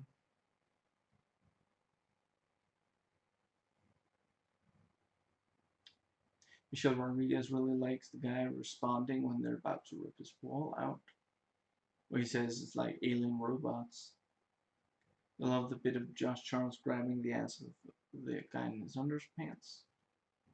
That's also a scene that's really gross. Like, a lot of people already think that, like, the moment that a, like, a lot of people feel like, oh, if someone is mentally ill, that means they're dangerous, when in reality, it's, they're actually more, it means they're more likely to be abused. Of course, there are some that do get, abusive, but it's way overestimated by regular people. Uh, Excuse me for just a few seconds, and apologies about the noise. There.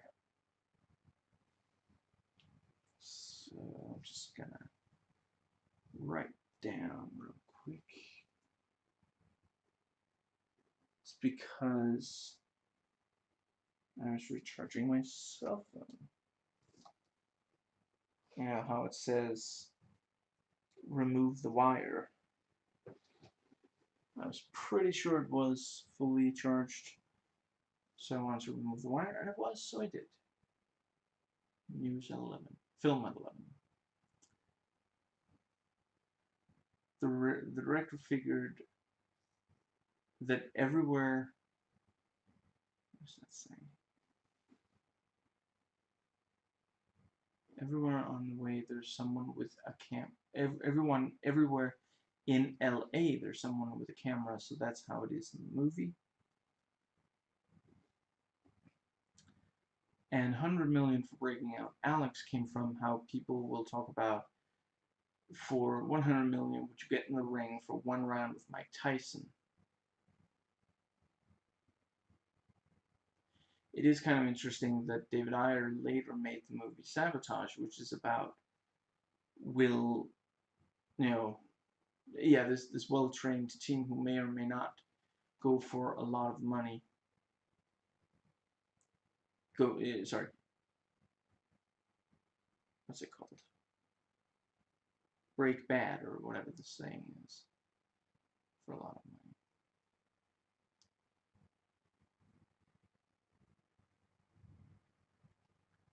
The cast point out that apparently you can very briefly see Josh Charles considering when he hears about the 100 million. When the helicopter crashes, there are apparently only 2 or 3 shots that are not practical, but instead CG. Excuse me. Excuse me. I know, not supposed to touch my face. I swear I will disinfect my hands before I go anywhere. And I did since the last time I was at all in contact with anyone from the outside. So very careful about that.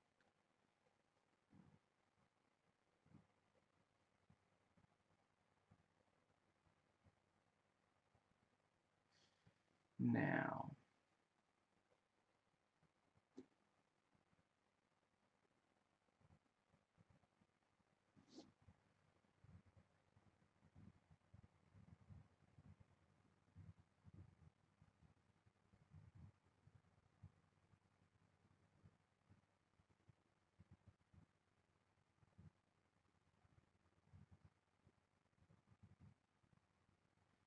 one of them talks about that the line "Call my sister." If you play that backwards, apparently it sounds like "I'll be fine." Call my sister. I'll be. Yeah, I don't know. Sometimes it's really weird how that. Yeah.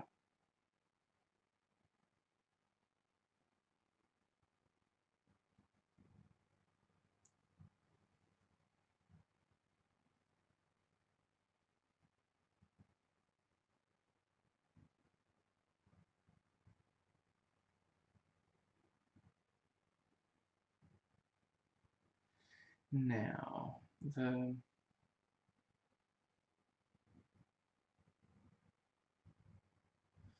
let's see.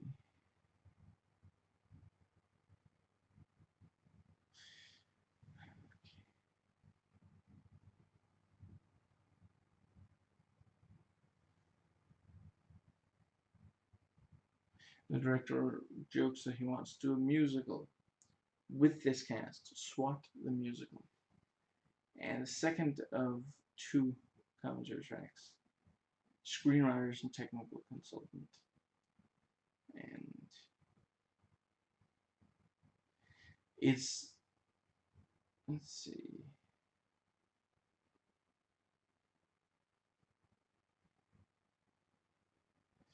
yeah, so, this is, I've heard David Ayer on several commentary tracks, and I'm pretty, I'm used to being on movies he directed himself. Let's see, Street Kings has one. I feel like maybe Suicide Squad. Let's see, did Fury? Now, let's see.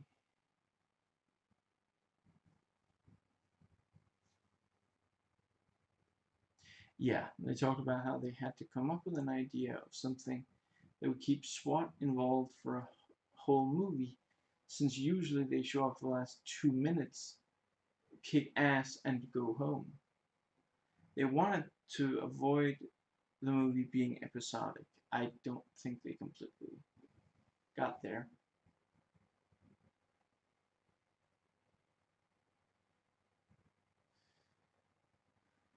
Let's see, let's talk about that they wanted Sam to be Bad Mother Flower.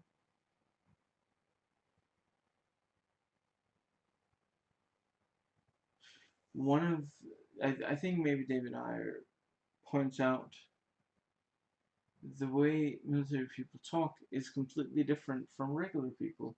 But if you write the way they normally talk, then regular people won't understand it. They have to find the middle ground. Okay, maybe I'm super biased, but David Ayer makes some of the best comments on this track. I'm gonna let you finish. Excuse me.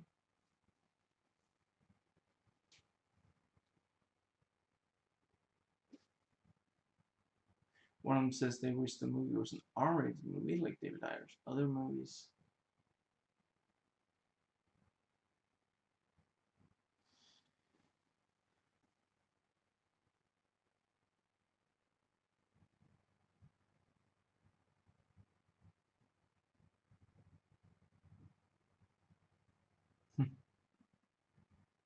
um, Ayer jokes, he talks about in real life, S.W.A.T. very rarely shoot someone because they're so professional, and he jokes that S.W.A.T. stands for sit, wait, and talk.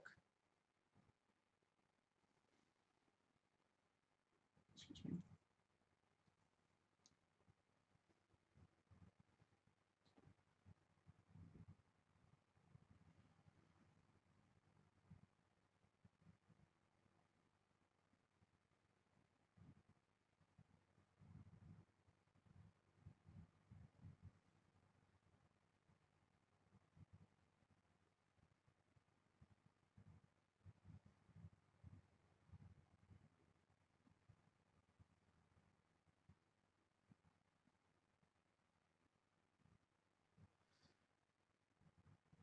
Let's see.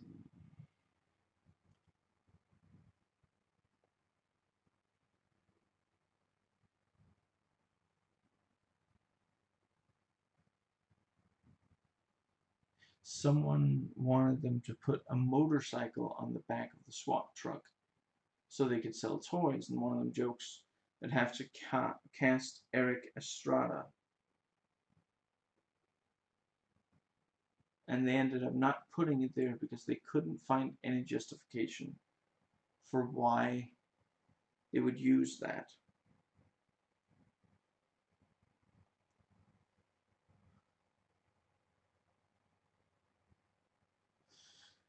Okay.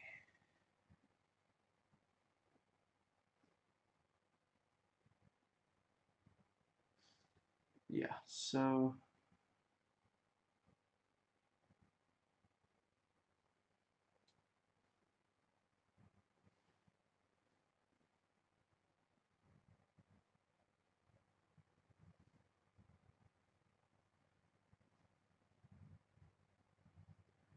They talk about that Arnold was asked to be in the movie, and one of them says special weapons and tactics in the Arnold accent.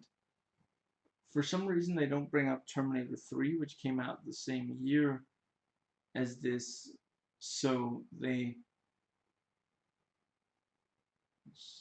must have known that it existed by the time I recorded this commentary track, even if it it might not have come out at the time. Just yeah, I mean they would probably have to delay one of those two movies, this or that.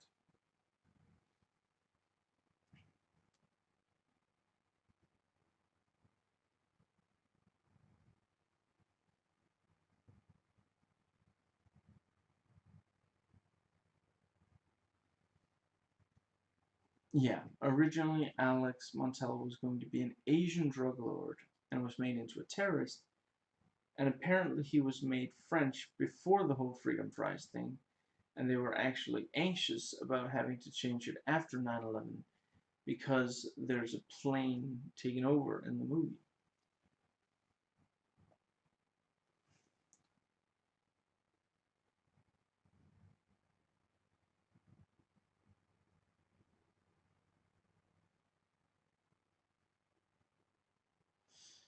So, let's see.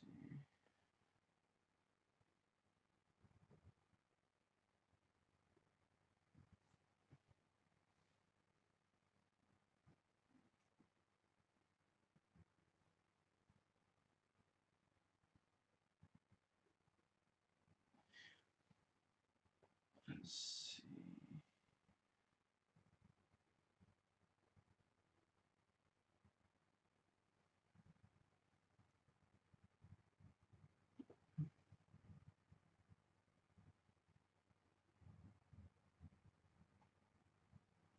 There's some discussion about if David Ayer is the one who wrote that the black woman be sassy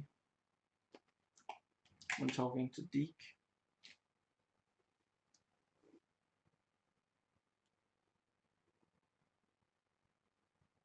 David Ayer talks about the improvised dialogue and how excuse me, sometimes it's good, sometimes it's not. One of them talks about writing American History X and rewriting dialogue for Edward Norton so it would fit his character more. And then Ayer talks about Denzel Washington ad-libbing for Training Day. They talk about how there aren't very many women in SWAT, but apparently two of the writers are doing something for TV that's about a female SWAT team in Washington, D.C. They talk about how much they love Sam Jackson and Los Angeles, D.C. Excuse me. Okay, I might just, as soon as I've covered the rest of this section, make that it for this video. But I really do want to get through the rest of this section. I don't know if it would be amusing or frustrating for the average viewer if I actually did fall asleep on camera, which is something I don't, has that ever happened? At least not on YouTube, I don't think. I don't think I've ever, yeah, anyway. David Ayer talks about how the process of screen testing, sorry, screening for audiences and how writers can be brought in for looping in post-production, which can be stressful as a writer. Even after it's been in theaters, they might do a director's cut.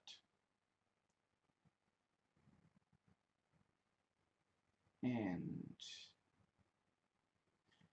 Ayer advises against becoming a writer and says you should become something that will actually pay bills instead of some you're so unlikely to make it, which is good advice, very realistic. They talk about how they learned a lot from reading scripts, especially bad scripts. You learn what mistakes not to make, and how life experiences also help scripts. Bad scripts are sometimes written by people who have no life experience, and they talk about how the 8th grade English class also helps. And they joke, helps with sentence structure and such. And when you write a script, you're going to have more white space than an essay. They don't know why there is a little person in the movie, and they talk about that must be the director. And if I recall, I didn't write it down, but I think the director did. It wasn't something the writers. It was they were doing the filming, and he realized that her name is Bridget. They realized that Bridget was there, and so they thought that might be a little bit of texture for the movie. And unfortunately, yeah, they do use the M word when referring to her.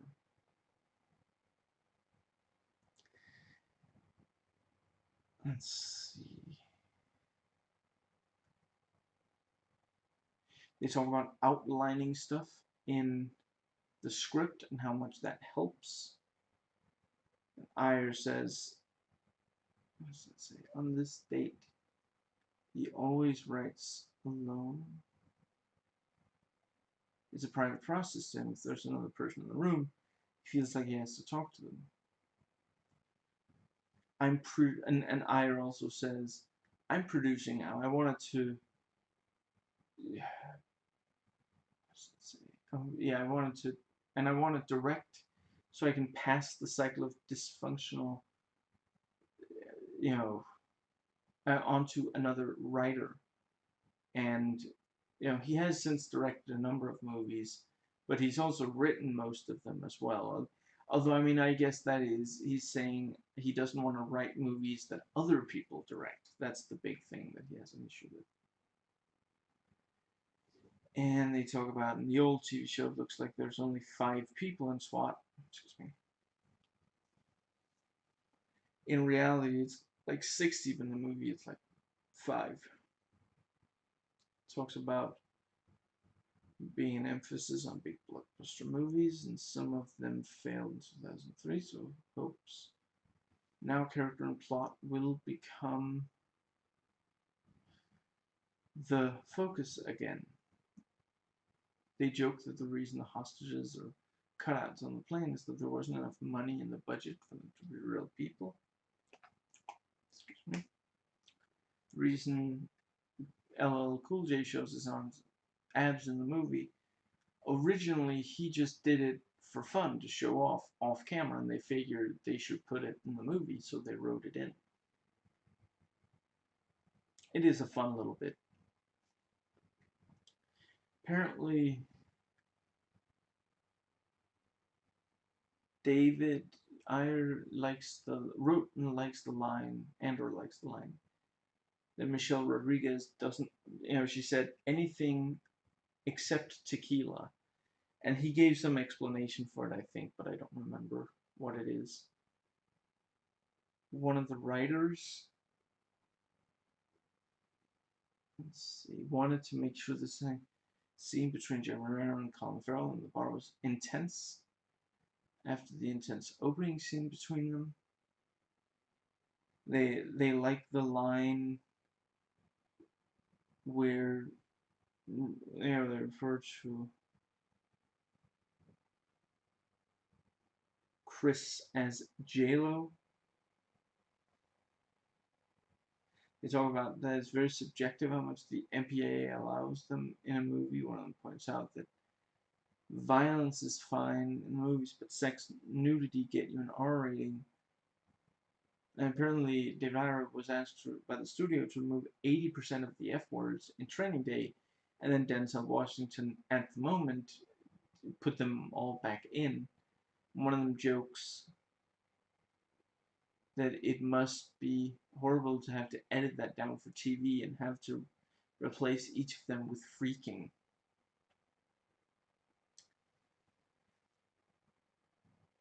I'm just very briefly gonna say there's apparently like an airplane version of the movie. You're not gonna believe this. If you don't already know, you're not gonna believe this. Scarface. The movie Scarface. There's a safe airplane version for that. And I've on the DVD that I have of Scarface, they show a little bit of it.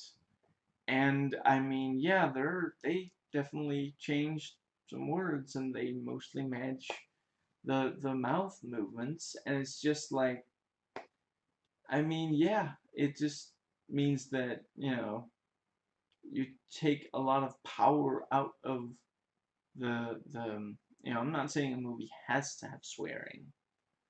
Some of my favorite movies are PG-13. And sorry, that was, I don't know if that registered, but that was kind of a joke, like a some of my best friends are black kind of thing. But yeah, you know, yeah, for example, The Ring. I'm not saying that that movie would be better by having like 10 F-bombs or something, but Scarface is a depiction of a man who swears. So yeah, but it is kind of funny to, okay, it might ruin the movie for some people, so mute and skip ahead until I lower my index finger. Until I lower my index finger, I'm gonna quote from the what is apparently in the airplane safe version of Scarface with Al Pacino. This whole city is like one great chicken just waiting to be plucked, is what they changed it to. And when Manny gets upset about the girl, getting upset because he does the tongue thing, instead of calling her lesbian, he calls her lame brain. Those are, I forget, there might be others, but those are the ones I especially remember. So yeah, don't worry, I am not going to subject anyone to more of the toned down language of the airplane version of Scarface. Not in this video, not without warning.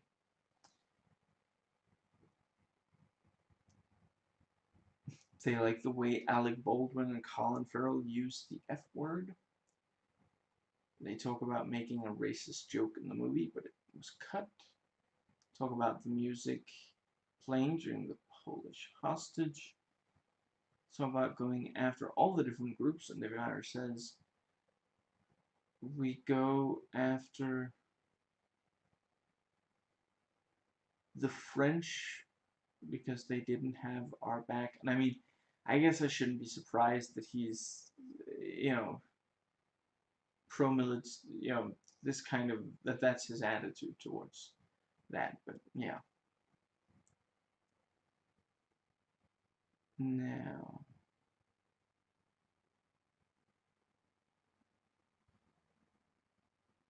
let's see. Yeah, someone loves being subtle using osmosis to get information out to the audience, but sometimes you can't be subtle. You have to be really clear and tell the audience directly, and then tell them that you told them. The reason I paused before saying the word subtle is that, for those who don't know, I have carpal tunnel, so I have to voice type. Well, I don't have to. I voice type these notes because I like making these videos. So I voice type the notes so that my wrists can rest. And sometimes it gets the words wrong. Instead of subtle, it put in the word civil. I mean, I guess they kind of do sound fairly similar, but it's still kind of funny to me. Excuse me. They talk about lunch on set and joke that that's the reason there wasn't money for extras for the plane sequence. They spent it all on food budget. Talk about that Alex is bad at driving because he's French. I don't know if they're joking, but David Ayer says that them finding names for characters is used milk cartons, missing people, and someone else says use real estate agents, and they talk about how important naming characters is. David Ayer says the hook of $100 million to terrorists is a genius hook, and that is great when you can explain a movie in one line. And apparently, sometimes these writers are asked, what does the poster look like? And like one of them says, not every movie can be explained in one line. Explain Memento in one line.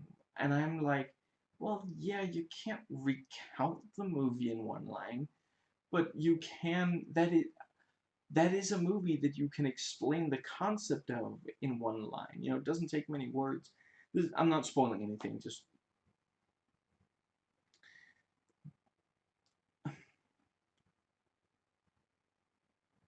I guess that technically is a spoiler. Okay, I'm just gonna say the protagonist has short-term memory problems, and because of that, struggles to keep the focus on avenging his wife's murder. That was one line. That was very quick, and that's actually a really snappy. I'm sure there are movies that you can't explain. Yeah, probably like like Lord of the Rings or Matrix. If you have to explain Matrix to someone who has no idea what Matrix, yeah, who's never, yeah, let's instead say before the Matrix movie came out, trying to explain the Matrix to someone, like when they tried to get money for it and get certain actors for it, they had to explain to people what the movie was going to be like, and that's not something you can do in a short amount of time. But yeah, so I don't know why I didn't bring that up instead of Memento of all the movies. Anyway, now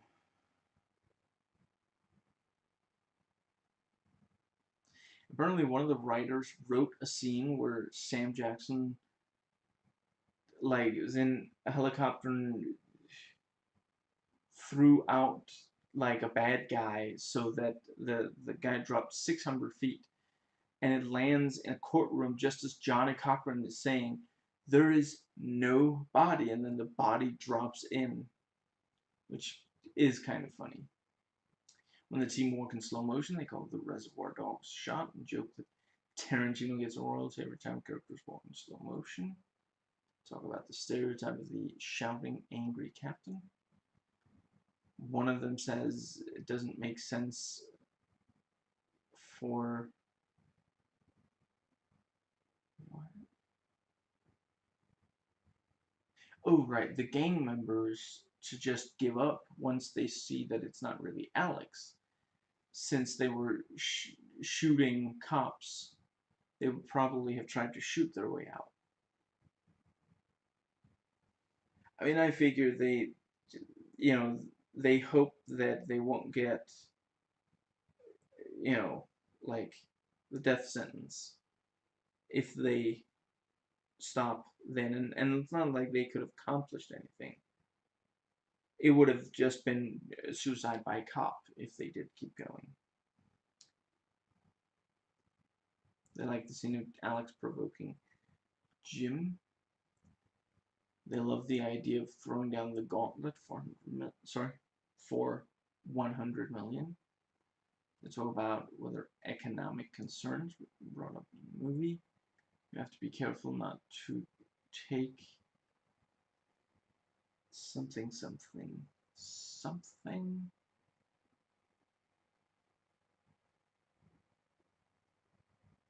They talk about weird stuff on trains. I'm not entirely sure how much of this stuff is stuff they've experienced, how much is stuff that they almost wrote into the movie, or what.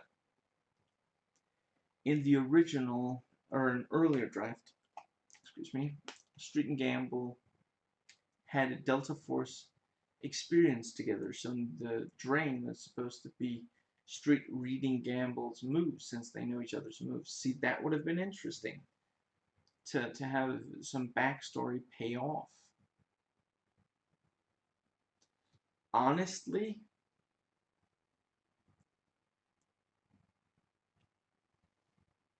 if you took the script for this, like let's say there was someone who had watched the movie, but maybe it had been a little while since they last watched the movie, and you took the script for the movie and just swapped around what team, what SWAT member. I have got to stop starting that sentence and just finish the sentence. And swapped around what SWAT member says each individual line, like just maybe change basically all of them and see how many this guy who had seen the movie would actually be able to pick out and say, no, no, no, that's another character who says that or does that or something. Yeah, I think they would have a lot of trouble remembering who says what because they're so interchangeable. Like, there's not even like a straight man character on there. There's like, it might look like Deke is gonna be him. He tries to de-escalate the two white guys almost fighting, and there's stuff, but ultimately he also makes these jokes. And excuse me.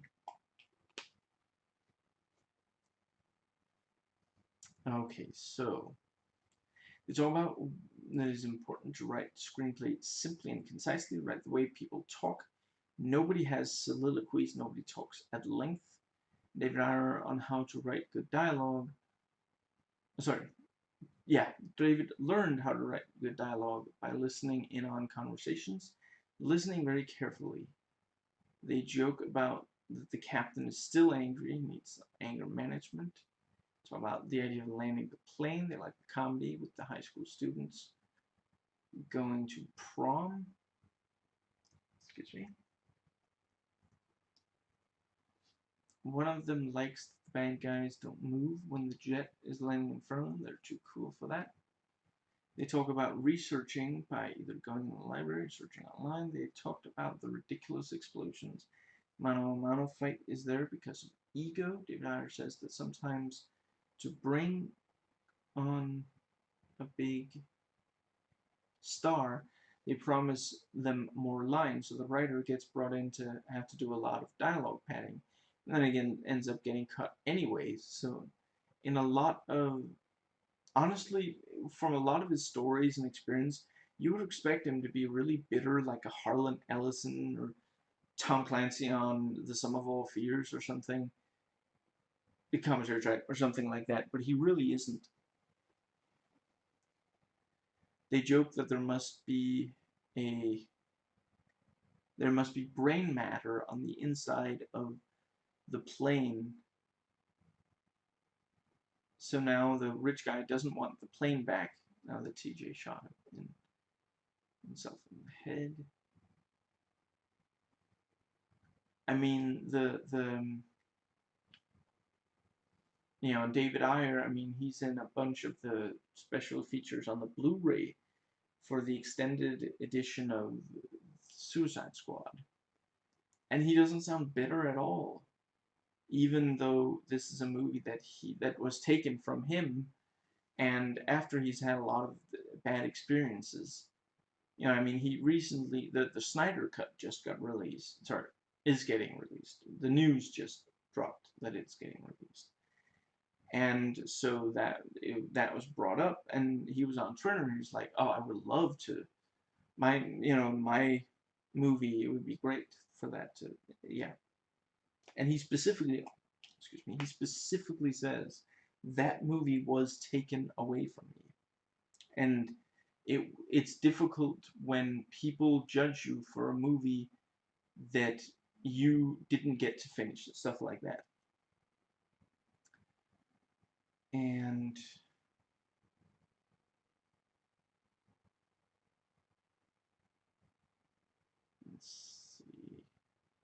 they joke about the trope of turning the moment and how cliche the angry captain is. Yeah.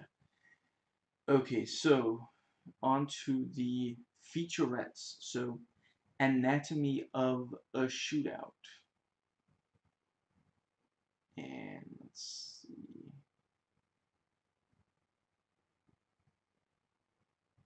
Yeah, so they talk about the the shootout that the opening scene is actually based on, the realism, the grit, that it's like it was shot by a news crew, the choreography, the SWAT truck, its design, various issues with it, weapons training, and the tension. And SWAT TV's original Super Cops. Let's see. Talk about being fans, the villains and their plans, Hondo being fans on the street, the amount of violence or chaos, as one of them puts it, and how it compares to today's standards. And then there's making of SWAT. Excuse me.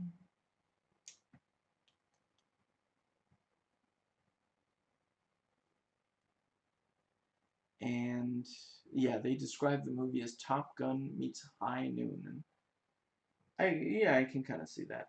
And some of them hum the theme.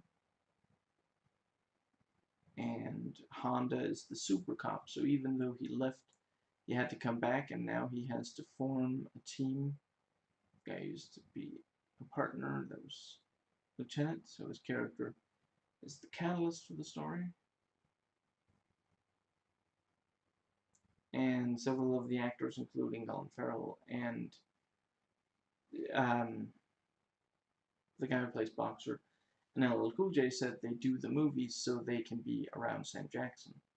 Talk about all the cool stuff LL Cool J gets to do, and he's really happy to be working on it.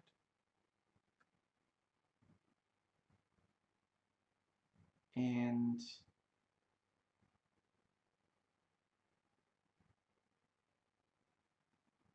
okay, what does that say?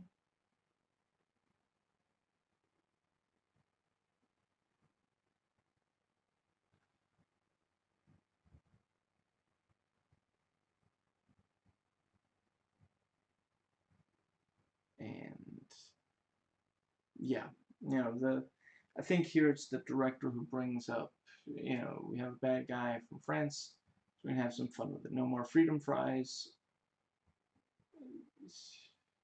Yeah, sorry, yeah, freedom fries and freedom kisses. And yeah, this was the first time, in taking notes for this that was the first time I encountered that whole thing. So yeah, I watched I watched the featurettes before I watched the commentaries. So yeah, I think I might just write exactly what I wrote. Seriously, France won't agree to enter into a war started for the wrong reasons with the wrong country, so now we have to make them the villains in action movies. I mean, I'm not surprised, but still, come on. And we see some of the training the cast underwent and hear them talk about how it helps authenticity. And there's 8 minutes, sorry, yeah, 8 minutes of deleted scenes. And yeah, it has some more machismo between the various characters. And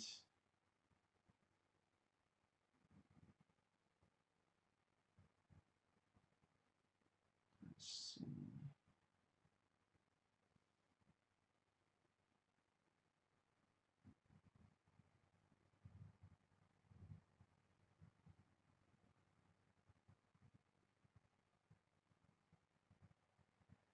So yeah, the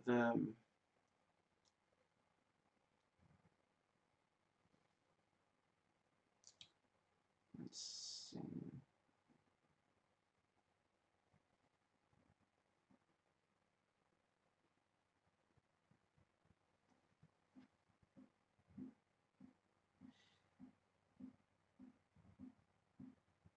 Let's see. Yeah, the bit with Enter killing mode. I am in killing mode. Then why are you smiling? Because it tickles me. Is that actually in the movie? I guess maybe it's only in the trailer. Anyway, something that's definitely only in the trailer and deleted scenes is the bit with "You nervous? If I were, I wouldn't tell you. Mount up, we got the call." Actually, is that also the same scene as Killing Mode? I don't know. And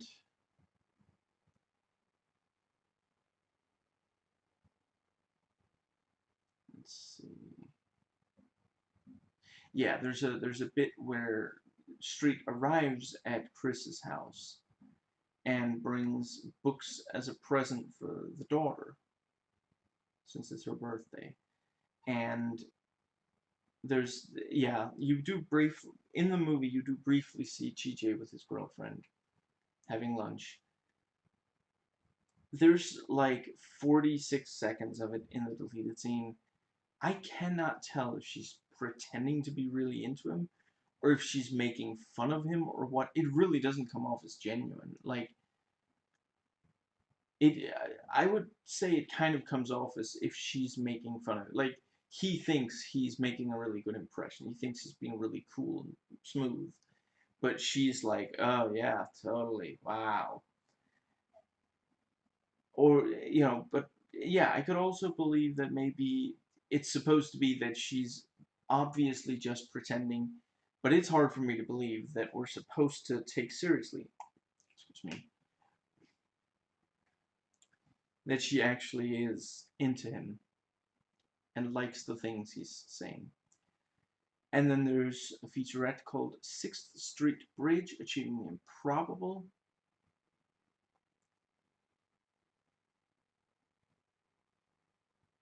And yeah, they talk about why they like the concept of the scene, doing it in CG in part so that no one is in danger, using a flight simulator and getting that to the animation team, each pass and the final composite, shooting continuity due to plane deterioration, and the joy at seeing it completed after the difficulty of doing it. And then there's Sounds and Fury, the sounds of S.W.A.T.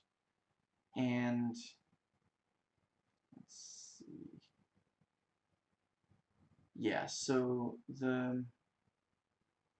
if you listen through everything at least once, it takes 21 minutes, and basically, it has the short clips from S.W.A.T.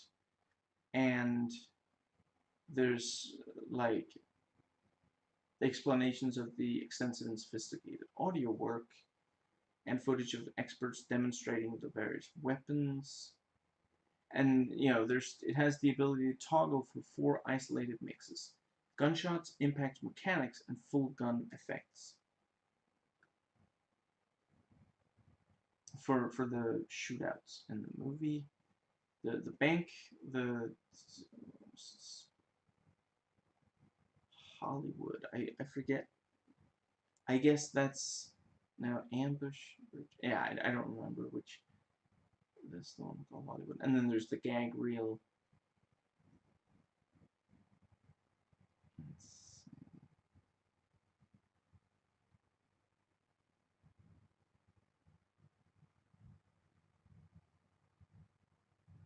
Yeah, I don't remember if this line actually made it into the final movie, but apparently Chris at one point says, "I wouldn't know. I forgot to stuff my bra with a measuring tape." And the director keeps telling her she should say tape measure instead, and like 3 times she still says it wrong. I'm not judging her. It's just it's funny. It's very relatable. Just she's used to it being called measuring tape instead of tape measure, so she has trouble, getting to the, it's very like if you really can't stand her, you may want to watch this gang reel. That might help you find her more, excuse me, like it maybe humanizes her, although then there are people who've seen Jennifer Lawrence, accidentally say and do things that are kind of cringy and awkward and adorable, and they still can't stand her, so I guess it's not a perfect solution. And Colin Farrell is the member of the main cast who most frequently intentionally do something silly in this, which is not surprising to me. It's a hilarious gag reel. It's probably on YouTube. And the DVD also comes with filmographies. There's nothing interesting or unusual in there. I feel like once the moment that these are always on DVDs, as for as long for almost as long as there's been DVDs, we've also had internet pages with filmographies. So you really don't need, like, I'm not saying it's a bad idea to put them there, but you gotta add something else. It can't just be, here's a list of stuff they were in. You gotta put in, like, this was a defining role because of this, this, and this, and then they did this movie, and that really changed things, or something. But anyway. Okay, and the abridged script of S.W.A.T. And this was back when they actually did do short abridged scripts. Excuse me. Today they're very basic, barely abridged some of the time. But yeah, Alex W. And he actually did it in 2003. And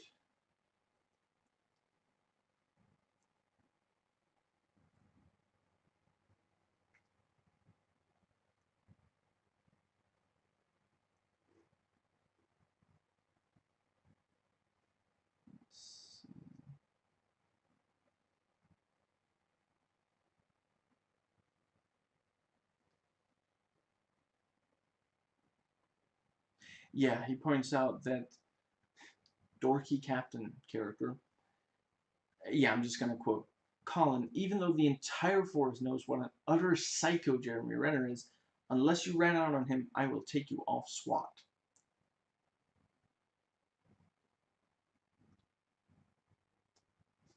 No, even though he is clearly the worst partner in the known universe, I cannot rat him out. And since I have roughly 8,000 other films currently in theaters, it won't hurt so bad to lose one here and there.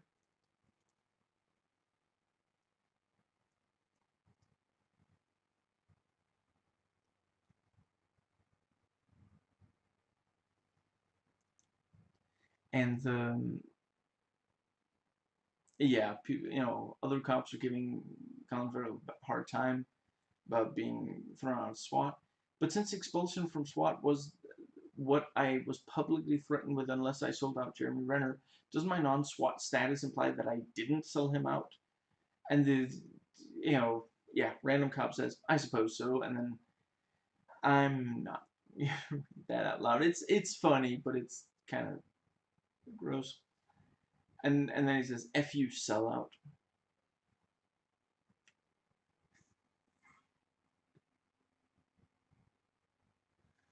and yeah, and then Colin Farrell talks to glutton cop, who's eating furiously. Don't ask me, Colin. My only function is to stuff myself with McDonald's and Dr. Pepper. Glomp, blomp, blomp, blarb, mouth overflowing. Once again, that's McDonald's and Dr. Pepper asks for them by name. Eats entire McDonald's restaurant. Glomp, blah, blah, blah, dies of heart failure. I mean, that's not exactly how far the movie goes, but yeah, that is like, it's just the kind of, yeah, it is pretty ridiculous how it is in the movie. And yeah, it is like they make sure, like, he puts down the Dr. Pepper, and like the shot cuts, and like the whole name Dr. Pepper is in frame. It's like, it's so shameless. It's ridiculous. And he's got the is it a Happy Meal or is it just a box? Whatever. He's got some that to go box. It might just be a to go box. There it is. There to go to go box. There it is. And you can clearly see the McDonald's arches, and trying to subdue instinct to quote the kids. Okay, so let's see. And yeah, excuse me. So Sam Jackson tells Colin Farrell, you know, you can be on my team. And he says, do you know why? Obviously, you've chosen me because of my ability to turn paper clips into deadly weapons and my supernaturally perfect aim. No, wait, I mean, because of my expert CIA training with Al Pacino, or rather, my ability to outsmart snipers while trapped in a telephone booth. What's my shtick in this movie again? And and the answer is you have the unique ability to have the same character name as the one from the original TV show. Really, what is special about him? Now,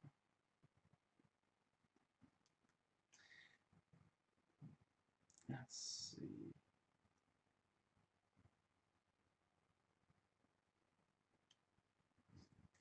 And LL Cool J's line is, "Hey, look, my stomach is really ripped. Look at my great stomach." Pause. Well, that's my contribution to this movie, and he falls asleep. Excuse me. Unknown character actor. Even though I am the only member of this team without my own promotional poster, I am confident I will make it to the end of this adventure alive and unscathed. And let's see. Yeah, and there's this running joke in the script that the movie keeps refusing to play the theme from SWAT.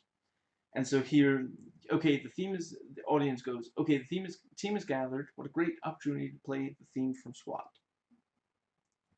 And instead it plays nondescript filler music.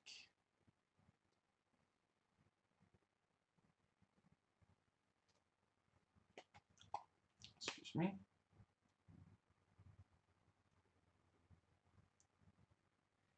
And the team is going on about their lives. Suddenly their pagers go off, calling them to active duty. And the audience goes, this must be it. The team is assembled, trained, and ready to go. So this must at long last be the big payoff. We'll hear a rousing rendition of the theme from SWAT. Instead, the music dies down utterly as the team arrives in an ordinary house. And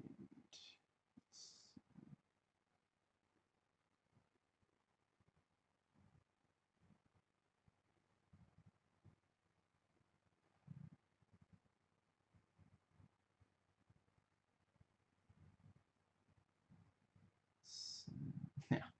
They use the invention, which works great and is currently never seen again. Yeah, seriously, they could have used it for something. Like, maybe that was how they got through the sewer, yeah, part. The with the after he diffuses the mine and then they use the thing to rip out. I don't know, something at least. The dorky captain tells them, "We just realized this movie will end someday, so we need to introduce a story. Please take Olivia Martinez to some maximum prison thing." I like that a lot. This movie will end someday. Not, there's only an hour of movie left. No, no, no. The movie will end someday. Because it's just that uneventful and just, yeah, that's a really good way to put that. Just, and Colin Farrell responds, "Huh, why is that?" And Olivier Martinez goes, "I don't know, I think I'm evil or something. Or if nothing else, I'm at least French." And Samuel Jackson shrugs and goes, "Good enough." They arrange a big honking police convoy, and the musical score actually comes fairly close to something vaguely approximating the theme from SWAT. Hey, that was fairly close, goes the audience. And let's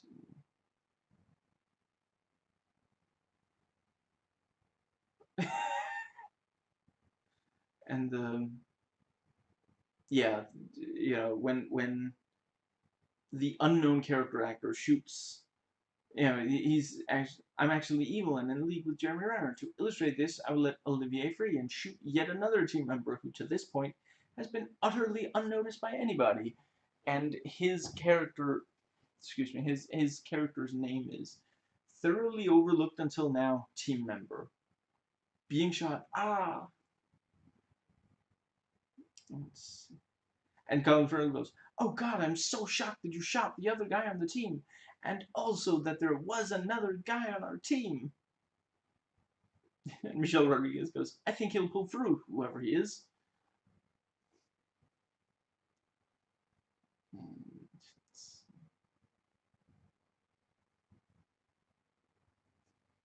And the dorky captain over walkie-talkie. Attention all SWAT units. We have a report of landing lights activated for one runway in the city. I order absolutely everybody to abandon anything you are doing and converge on this one position. As you arrive, please deposit any and all eggs you have into the single giant basket that will be provided. And remember, whatever you do, for God's sake, do not play the theme from SWAT. And let's see. And Colin Farrell responds, clearly dorky captain is misguided. We'll have to blatantly disobey orders and find the getaway plane ourselves, using our elite training, know-how, and wits. Oh, there it is. And the SWAT truck is called the SWAT Mobile.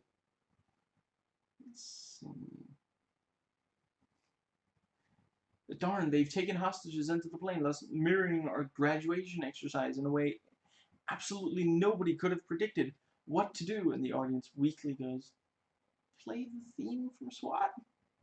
And Michelle Rodriguez goes, perhaps we should use the methodical techniques we demonstrated during our training montage, designed for maximum odds of safety and minimal collateral damage. And Sam Jackson goes, no, we must heroically crash the SWAT mobile into the plane at full speed, recklessly endangering innocent lives in our pursuit to catch the villains. This happens, and miraculously nobody dies. Yeah. And Colin Farrell goes, hey, Olivier is getting away, quick, throw LL Cool J's sleeping form onto him.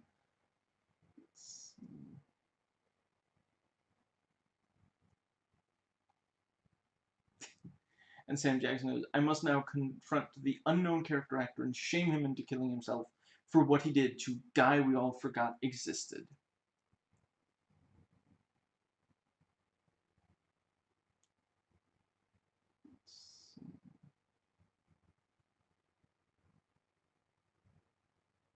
Yeah, and he talked, Colin Farrell talks about bad train yard fights in movies, and one in the X-Files, I guess, the TV show. I don't know. Not really. I do not want to believe. I am not into X-Files.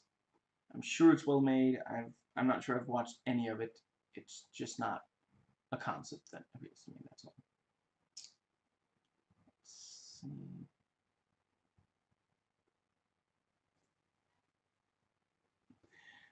The SWAT bus driver says, I have a line because I was in the original show.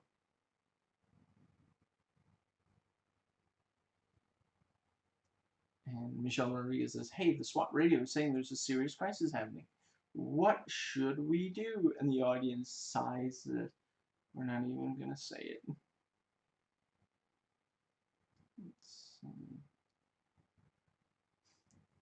Remember, kids, it's not whether you're right or wrong, it's whether your names are on the poster.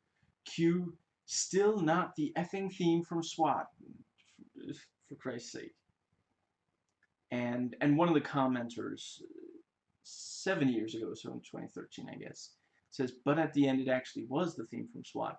Technically, the music that plays at the very end is a new piece of music, well, no, at the time, anyway, a sort of remix of the original theme with new lyrics, and yeah, it's a remix. If you wanted the original theme, it's not it. I don't see why they couldn't play at least just like, I mean, if it's a TV, if it's the theme from a TV show, it's probably like a minute or less. I don't see why they couldn't have put that somewhere. It's not like it's the most serious movie in the world. Let's see. So I'm just I'm gonna skim the comment. Let's see.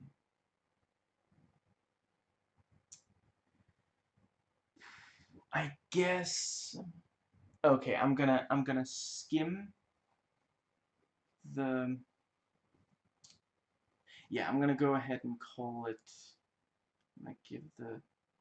So this section is probably gonna be short, but I'm gonna go ahead and still point out that it is in fact final section notes. Sorry. That is not what it's called. I'm going to be sued for slander. It is called Critics, IMDb, and Wikipedia. So, let's see. Yeah, so a critic says, despite all the explosions and pulsating music in the score, S.W.A.T feels as dated, and I accidentally scrolled away. There it is. Feels as dated as a 1970s TV series, making the end result a mildly entertaining but absolutely forgettable movie-going experience.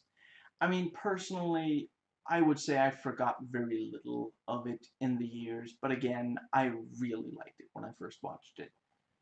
And the only, like, I didn't really know Brian Van Holt from anything, but other than that, I knew these people, you know. I knew Josh Charles from the Sports Night TV show, and the others I knew from movies, you know. So yeah, I had an easy time remembering on the yeah. And I maybe also didn't go to see that many movies back then. I watched both Matrix movies, I watched this, and I watched Terminator 3, which for some ungodly reason I watched more than once, in theaters in 2003. So, you know, that's not that much to keep track of. And there were years where I didn't watch movies at all, I think. Yeah. By the numbers explosion flick, no surprises. Never quite rises above the level of merely watchable, is surely flawed when the end manages to work well as action entertainment. Excuse me. As summer shoot 'em ups go, this is pretty well executed with plenty of macho posing and gunfire. A lively, mindless police thriller, solidly entertaining without being spectacular. The high-definition SWAT training footage resembles a U.S. Army recruitment ad, and appropriate since TV journeyman Johnson imagines downtown LA as an unpatrolled Baghdad swarming with gun-toting mercenaries pursuing their share of the bounty. Watching the wheels come off of SWAT is quite a sight. Is there an actual character in SWAT, a plot, a single intelligent or exciting sequence? A case of modest workmanlike film exceeding diminished expectations. This is an enjoyable entertainment, but I can't really call it any more than average. There is something sneakily gratifying about all this. I think intentions matter. On its own terms, this vaguely retro SWAT is honest filmmaking and bang-up entertainment to boot. I didn't pay $9 for this in theater. I know which movies are worth paying for and which barely merit an absent-minded dumping to the bottom of my Netflix queue. Reasonably entertaining for the first half hour, after which your eyelids will be heavy. SWAT is an action movie for those of us who want to see more than shiny cars and muscle-bound meatheads. Meathead heroes of the Vin Diesel variety. SWAT may well be the setup for a movie franchise. Let's hope the producers understand why this one works. Meat and potatoes action cinema. It's just a shame there's not substance than more substance to the style. Kind of crash bang, not a whole lot of wallop. SWAT is a pale replica of the 1970s comedy adventure show with only some of the panache and only slightly better acting. I was very disappointed in this movie. Not because it was bad, but because it was good. It had all these lines made up to make fun of it, and now I can't use them. Well, not with that attitude.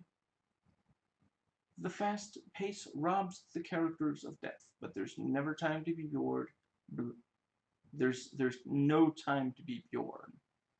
SWAT is an arresting good time. Forgettable Friday night thriller that's short on action set pieces but compensates with decent characters and performances. It's not a particularly original movie, satisfying, fair, and worthy of a sequel. Why not just make an action film without pretending to be something more?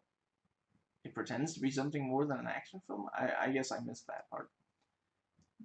Or maybe I just disagree with that reviewer. I can't right now think of what they're referring to there. Another film franchise based on an aging property because I would rather spend a few bucks on a barely remembered property instead of a lot of bucks developing something new themselves. You are going to be really frustrated with the next many years of Hollywood. 2003 was nowhere near as bad as it's gotten since The script is tight and lean. Its assertion that realism is more serious than abstraction caters to literal-mindedness at the expense of interest. Reasonably rousing, if utterly predictable cop romp, S.W.A.T delivers precisely what it promises, playing with kick-butt action and a cool cast capable of spouting sassy quips with drop-dead aplomb. S.W.A.T's last, seemingly interminable 45 minutes make the Mini Cooper chase of the Italian Job seem practically Truffaut. It gives S.W.A.T that kind of feeling where it should be corny, but everyone is just too cool to care, or maybe I'm just a sucker for a movie in uniform. A sleek but vacant exercise in cop movie cliches, a macho melodramatic misfire, entertaining enough to overlook small flaws. As written, this film feels like nothing more than two guys interested in grabbing a paycheck and getting out. Overall, S.W.A.T is more of a splat. There's no there. Considering S.W.A.T is about a highly trained strategic police force, it's disappointing how quickly the movie dissolves into a formulaic cop movie. I quite like the reviews that have some fun with the abbreviation, SWAT, splat, and they're more. I'm pretty sure I marked at least some of them as interesting. Okay, we're through 43 of 97 of the stuff I marked as interesting. The so-so summer movies in Rome continues with this poorly written but finally cast action thriller based on yet another very television series. The movies and reminders salute to men and women who protect and serve. See, that I agree with. I mean, I agree with a lot of these. That's why I'm reading them aloud. A rigmarole of stranded cliches and thrill-free action movie. I don't know how to pronounce that. Legerdemain. Le Jeu de Man. I don't know. One of these is not like the other. Played out like a cop show that should have been cancelled seasons ago. S.W.A.T is nothing if not boring. Dumb, lazy, predictable, and usually preposterous. Occasionally it's fun, but that's no excuse. Holy crap, that just going for the kill, why don't you? I don't agree with every word of these, but I definitely do agree with some of each of these. I'm just trying to, excuse me, get as many of them out before I get too sleepy to continue. While S.W.A.T hits on practically every cop movie cliche, it just seems to work. Okay, I'm not repeating that. It's just too. That's a critic that used a quote from a terrible movie that I will not quote. At least not right now. The film succeeds in developing its story, characters, and action, even though every step of the way is a formula-laden minefield. Irony is not dead. S.W.A.T, we are informed during the opening credits, is an original film. That's the name of one of the production companies responsible for this regurgitation of the ABC series. Excuse me. The ludicrousness reaches often dizzying proportions, yes, but the crucial mitigating measures like for any action movie, its excitement does not flag. There could be more, but in a summer full of less, S.W.A.T's an okay bargain so far. I give it a matinee for execution, veracity, and surprises. Severely washed up, asinine toss-away. There we go. Surely something more original than this could have been mined from the history of North America's largest and most professional police force. The plot is an overstuffed and undercooked collection of cop conventions. There's an alliteration for you, all wrapped around a frankly boring tale of one sneering and villainous Frenchman. The best movie in the police genre since Narc. S.W.A.T feels as aimless and baseless as the flashy bullets it shoots around in arbitrary fashion. So here's to saluting 2003's rival of the insufferable S.W.A.T, a solely wasteful, action-packed teaser. Colin Farrell's Jim Street may well be one of the great screen performances. S.W.A.T does loads to reinvent the cop movie, but it works within the conventions of the genre to live solid, reliable entertainment. You can't get mad at it, except for the 2 hours of your life it steals from you. The movie doesn't contain a single original character or plot point, but it's entertaining, and oddly enough, kind of charming. It's familiarity. There it is. The director, a guy named Clark Johnson, doesn't shoot action very well, which is sort of a handicap. So I don't really agree with that. I think would agree that it's not necessarily the most conventional way to film action, but I would say he does a good job. Or maybe just the style he goes for appeals to me. A thoroughly unremarkable police action movie. A by-the-book history lesson on every cop action movie made in the last 15 years. S.W.A.T is exactly what it promises to be. A fun summer movie that doesn't leave shaking your head and regret afterwards. Besides, a man in a film is always a good thing, right? Monotonous to the point of despair. About as mindless fun as you can expect from a good old-fashioned American transplant to 21st century Los Angeles. I don't know if how well it comes across, but I guess I'm basically I'm trying to read these fast so I don't fall asleep literally. But so I get all of them read aloud before I fall asleep literally. I guess I'm kind of going for the what's it called, like the auctioneer, saying really fast, like I got 300. Does anybody get 400? 300? Not 400, but anyone 300, and sold for $300. That kind of thing.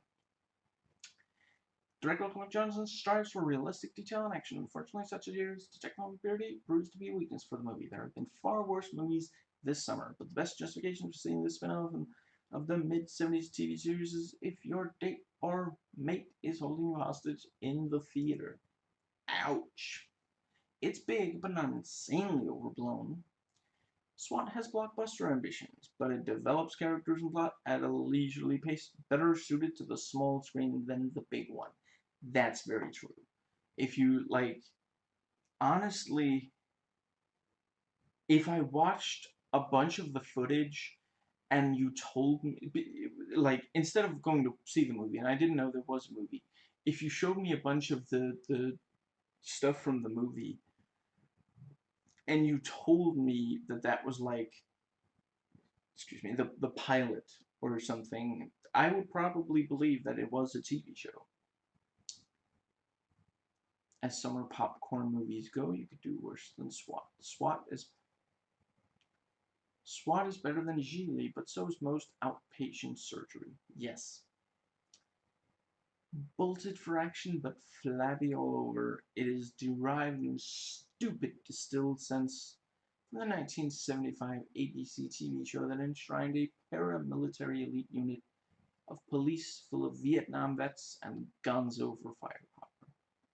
Despite the usual macho posturing and testosterone poisoning that are the hallmarks of such projects, S.W.A.T finds some room for a comfortable lived-in quality among a small, likable cast that exudes terrific chemistry. Sorry, I find it difficult not to read through certain affect or voice or something when I force myself to read something that I kind of just want to stop. There's like 20 left, so okay. What we have here is a model for the paint by numbers, perfectly generic.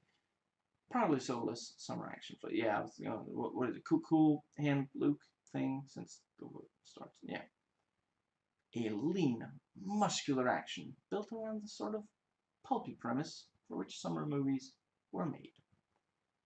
A worn-out yawner of a cop thriller. Sorry, not cup. Where even the cliches seems to realize how dated they are. Schlocky slam bang fun. Darn tootin'. A lifeless trudge through squandered opportunities and god-awful dialogue. Fresher popcorn than most of the sequels that have come and gone. S.W.A.T is a compendium of missed opportunities, uninspired action, and cliches so tired he wished the screenwriters had called 911. S.W.A.T is exciting but utterly devoid of meaning. You'll probably leave the theater singing that theme song. S.W.A.T delivers some of the best thrills and excitement of the summer. A film full of phony swear and dialogue so awful, you hope for once distracting conversations to break out in the theater around you.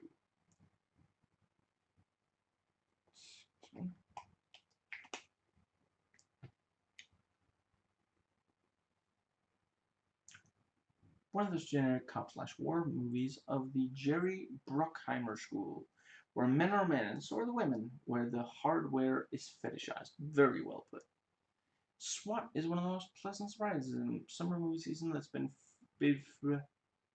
filled with surprising unpleasantness. Strictly standard issue.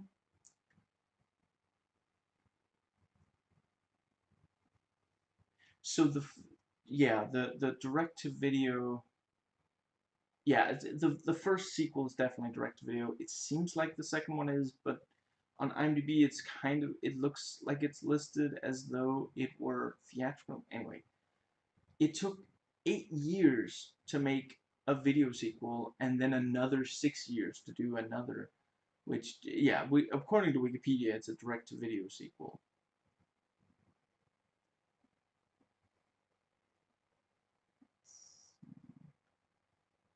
Yeah, and here's an excellent quote from a IMDb user review. The movie has the false premise that S.W.A.T is a leading player in the war on terror, when in reality, they mostly terrorize the small fry in the war on drugs.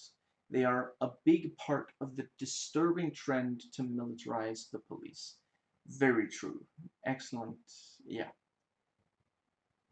See, attentive viewers like that is what we need. Okay, let's see. Okay, so here I just noted the overall review. Okay, let's see. Yeah, let me quick. Yeah, I'm not sure I'm gonna read everything from this, but IMDb review gave a one out. They gave it a 1 out of 10, and the one-line summary is dumb and not entertainingly dumb either. Ugh, S.W.A.T is a miserable film. I remember when I was a kid and I'd play at cops and robbers with other kids. We'd run around with invisible guns indiscriminately shooting at each other. S.W.A.T has that same mentality and is aimed at the same age group. It's not a movie, it's shamefully disguised pro-NRA propaganda.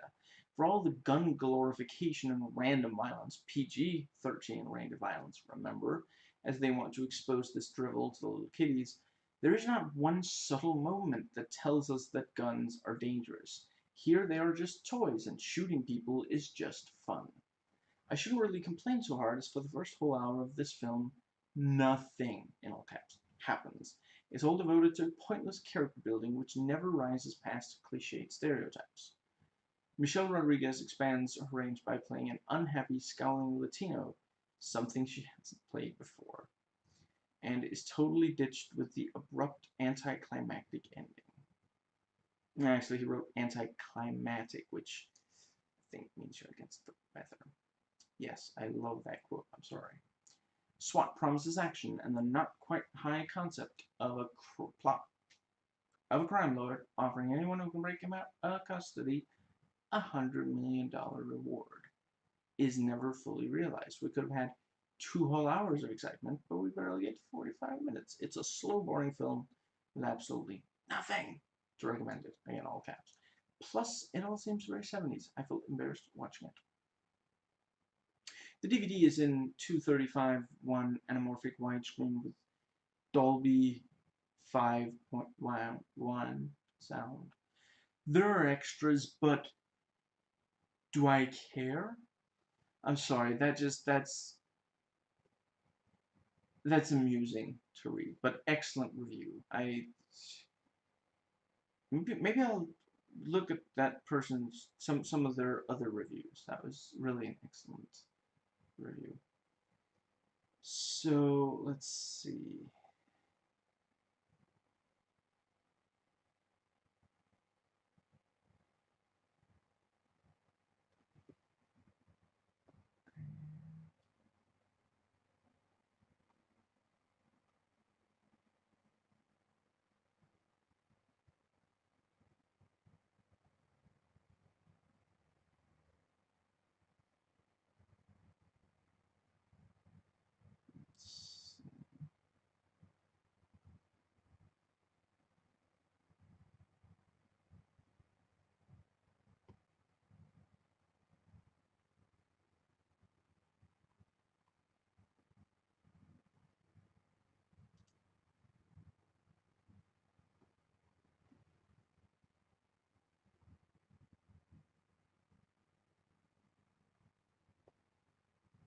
So, let's see.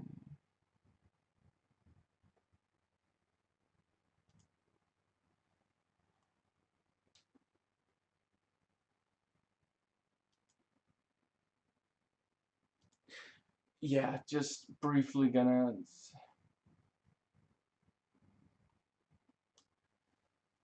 There's this IMDb user review where the.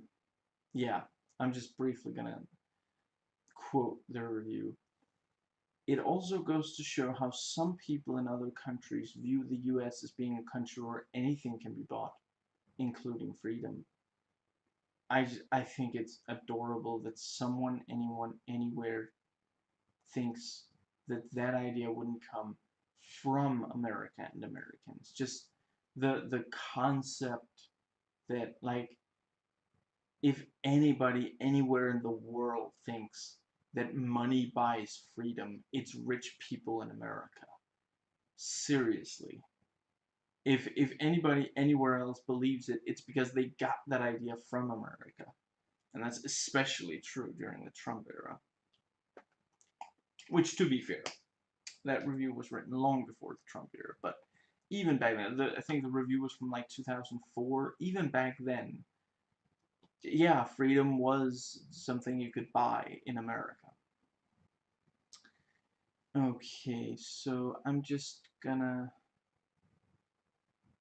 let's see. Yeah, so this was, let's see. Yeah, so the one-line summary for this IMDb user reviews: terrible, may contain spoilers. The worst movie I saw in 2003. The acting was terrible. Can't believe Samuel Jackson would make a movie this bad. Yeah, I mean, really, the for a while his name meant that you were in for a good movie, but then didn't let's see, Deep Blue Sea, didn't that come out before this one? Anyway, let's see. And included one of the worst villains I've ever seen in a movie. How'd a guy this dumb ever become one of the most wanted criminals? That's a really good point. And I've said it before, I don't need movies to be completely realistic. But within the world that the rest of the movie creates, it does not make sense that someone this easy to spot, easy to catch, he's constantly doing things that are extremely obvious and risky. It's just, you don't believe, like, unless it's like a Trump situation where it just inherited, like, he did, his father, built up the, let's see, yeah, his father built it up, and then he killed him to take it over from him, and now he kills his uncle because his uncle took money from him. Outside of Trump doesn't kill people with his own two hands. He kills people with policy. But other than that, it's kind of like, the moment that his dad was in the ground, he was like, my father really wasn't that interested. He bailed you out so many times. Like, I do kind of hope, considering what how awful Donald Trump came out, I do kind of hope that his father, his first name escapes me right now, I do hope that he is looking up. Let's not pretend for a second that he's looking down. That he is looking up at Trump right now and seeing how Trump is bad mouthing him, and he's like, if only I hadn't bailed him out, because he's in part to blame for the mess we're in. But yeah, like, seriously, the he ditches family members, and anyway, the let's see. So, back to the review. The script sounds like it was written by a first-year screenwriting student, using the worn-out plotline of the hotshot marksman bending the rules to save an innocent life, being canned, then turning bad. Who didn't see that coming? Hokey, groan-inducing dialogue and one-liners. and probably just about every other action movie cliche you can think of. A totally unbelievable plot. How did all that business with the sewer tunnel, hijack plane, and whatnot get planned in the space of a few hours? I'm being generous, giving it 2 out of 10. Not a single person voted that as useful. I don't understand that. If I still voted reviews as useful, excuse me, on IMDb, I would, but once again, carpal tunnel. I intend to go back to it when yeah, when the treatment, anyway. So yeah, I guess that's all of the stuff I had marked. Let's see. I'm just real quick gonna see if I put anything at the very bottom and forgot to note that it was there. Oh, come on, man. Okay, this is how we'll do it then. Nope, there is nothing there. There's nothing up there. Anyway, yeah, so I think I've pretty much said everything I really wanted to say about it. I want to briefly comment on, so, one of the user reviews said, Michelle Rodriguez plays an angry Latina. She's not really that angry in this. I feel like people sometimes just look at her like, I don't know, like, I guess when she's not smiling, I get, like, maybe her face looks kind of angry. She's not an angry character in this movie. She's a very happy, well-adjusted character. I mean, does she ever even express anger?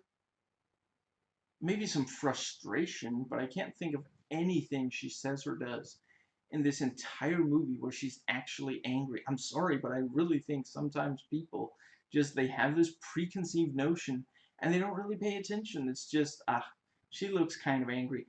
A lot of people can't handle seeing a woman not constantly smile and be happy in a movie. That instantly means that they don't like, and then they just don't pay attention. When is she angry in this movie? I really can't think of, like, there the very first time we meet her. Let's see.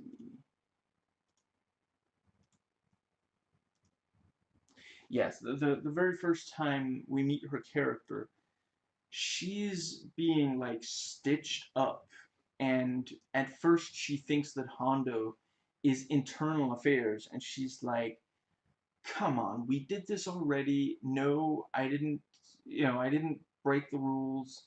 I get it, he's upset because I'm smaller than he is and I'm a woman, and yet I was able to take him. That's the closest it gets, and she's not angry. Like, watch the scene again. Like, I can imagine the clip is probably on YouTube. Actually listen to her tone of voice and what words she's using. She's kind of frustrated, but she's really not angry. Like, yeah. Anyway, I'm not saying that all the actors necessarily get to really stretch their muscles and, act wildly past what we've seen them do elsewhere. But I do think all of them are. I don't think there's anyone that's just like terrible. And again, I think the concept. I really just think they should. Excuse me. They should have started the main plot way sooner. And really, I mean, at the end of the day, we didn't need to see the formation of this SWAT unit. You could have made it honestly, why not just make it that we see the last member join the team? Like, the previous guy died, well, one of the team members died, and now in comes a new recruit, someone who just, passed with flying colors, and maybe it's even the first time they apply for SWAT, and they immediately, Honda really likes them, so they get in, and then, you can have characterization via just the seeing them in different situations, how do they react? Fury isn't about, the movie Fury, which, again, talking about, this was written in part, at least, by David Ayer. David Ayer also wrote Fury, and in that movie, it is just about this new guy joining the team. We learn about the characters based on how they react to him. And I mean, in that one, it's not that he's like incredible. Like, sadly, he is not the best candidate, but they're stuck with, it's a bad situation they can't really get out of. But that movie has a ton of, like, hypothetically, if I had to, like, if you were paying me money to give a very detailed description of each major character in that movie, I mean, I'd prefer to do it pretty soon after watching it. I'd want to watch it again just to make sure, but yeah, I could tell you a lot about the characters from that movie. And at the end of the day, there's not that much, like, and usually it's like, well, they're driving the tank from place to place, or they're like stuck in a place for a while, and they're in a situation that some of them like and some of them don't like. And it's the first time they meet the new guy. These various things. So I'm not saying that movie's wall to wall action, but you're not stuck watching people train. Like, that's the thing. Like, if you some of the time it feels like they just wanted to make a recruitment ad, and like, yeah, at first they just want to make a recruitment ad for like a couple, few minutes worth, and then like they kept coming up with things they wanted to put in the ad, and they were like, I mean, I guess if we make a lot of ads, no, wait, if we keep writing, we could make this a movie. And that's how this came about. Like, it doesn't feel like they really wanted to, because the actual plot could start way earlier in the movie and still have, like, you could have scenes where they're they're stuck in a place waiting for a while for, like, some kind of, let me think, like, maybe the radio is down, like, yeah, when they get through it takes a little while to get past the tripwire mine thing. At that point, they no longer have Alex, but what if they wrote a scene similar to that where they still had him, so they're waiting, and they figure at some point they might have to, defend ourselves, and they're like in defense positions, but I don't know, they're waiting for some reason near a locked door, and then you have some conversation, you have, like, but it didn't have to be an hour of training montages, and then like 45 minutes of just this. And yeah, I mean, the fact that, I mean, basically the trailer sells us on the concept that it's this ex-SWAT guy leading the thing, and then at the end of the day, he's not in that much of the movie, and that it's all the criminals of LA, trying to free Alex, and that's such a small part of the movie, you know. Yeah, it really, I think the fact that it's a version, remake, whatever, of a TV show directed by a guy who usually, like, he's directed before this, but it was all TV.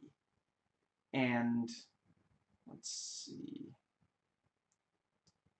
Yeah, I really think, honestly, if, like, someone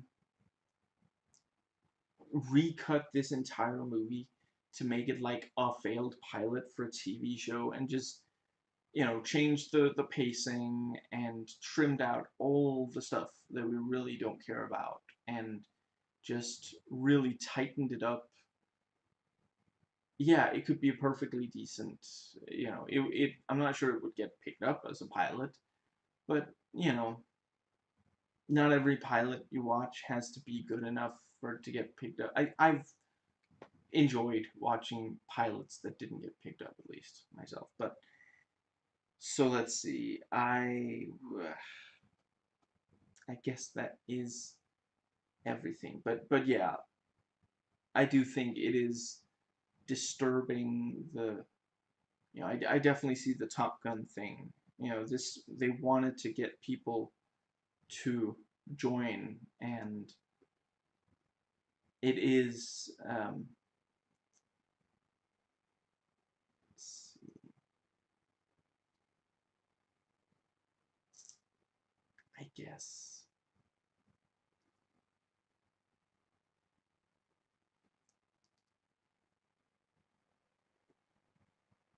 And some of what it does in order to get people to join is really unappealing. And at the end of the day, like, yeah, playing cops and robbers is like this film, or yeah, whatever. You have the words, you make them a sentence.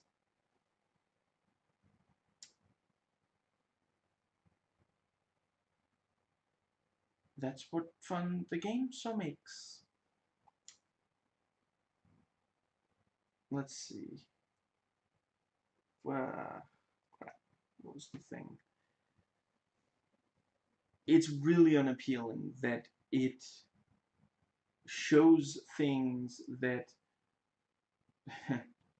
are supposed to be appealing and doesn't, like, at the end of the day, this is a movie that says if you become SWAT, you have to fight dirty sometimes. You have to break the rules. And if you're too nice of a cop, you're just not good enough. And if you're gonna, like, attack a suspect or use excessive force or such, that's hilarious. If you're gonna sexually assault a suspect, that's hilarious. And all this, just, I don't think it's wrong to make a movie that makes it seem appealing to join some sort of military or law enforcement thing, but I think it's a problem when you make it seem like, is there any real, I mean, I guess the closest thing comes to some sort of downside is that, you know, Street says he makes less than 66,000 in a year, even with overtime. But that's, like, I mean, that's there to show how, like, good-hearted he is to not take the money. There really isn't, like, it's not a movie about how serving can really destroy who you are, crush your soul, which, once again, when this movie came out, I realized that the movie, wait, I was gonna say Dark Blue hadn't come out, but no, wait, yeah, I think it actually had, yeah. Certainly, I reviewed it before this, so it must have been, maybe it was the same year. Anyway, so, 1 second, I'm right on the tip of my tongue. David Ayer wrote this movie. He also, when this movie came out, he had already written, I was about to say Street Kings. No, he didn't even write that at all. Sorry. He had already written Training Day and Dark Blue, both movies about how serving can take someone who starts out a good person and eventually destroy their soul. And, I mean, I don't know, I guess somewhere there's at least one person on the planet who doesn't love Training Day. I'm kidding. There are a bunch of negative IMDb user reviews, but I'm not saying you're wrong. I love the movie. You're perfectly entitled to not love the movie. If you hate the movie, if you want to burn every copy, you're entitled to your opinion. I hope you don't. I hope you aren't able to, because I think a lot of people, basically, if you, excuse me, basically, if you don't mind the language and violence of the movie Training Day, then yeah, I think you should watch it. So, where was I? Let's see. The movie. Yes. So I realized not a lot of people don't like Dark Blue, and you're entirely entitled to their opinion. I think it's just basically fine. It's not the best movie ever made, but they could have made this movie reflect that, yeah, service does eventually crush. Again, I realize that these are movies that came out later, but other movies that David Ayer wrote that are about how service crushes your soul: Harsh Times, Street Kings, Fury. I don't know if you want to count Suicide Squad.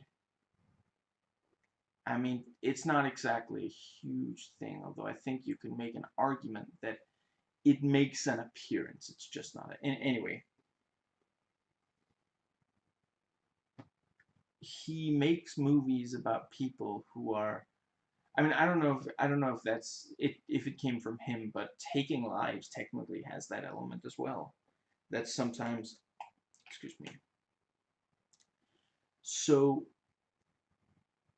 just how much rewriting would it have taken to make Gamble into someone who broke because he served for too long? He didn't let himself, he didn't know how to turn it back off or something, instead of him just being impulsive and such, So, yeah, he snaps and something goes wrong, and then he reappears later, and he's like, but no, instead, like,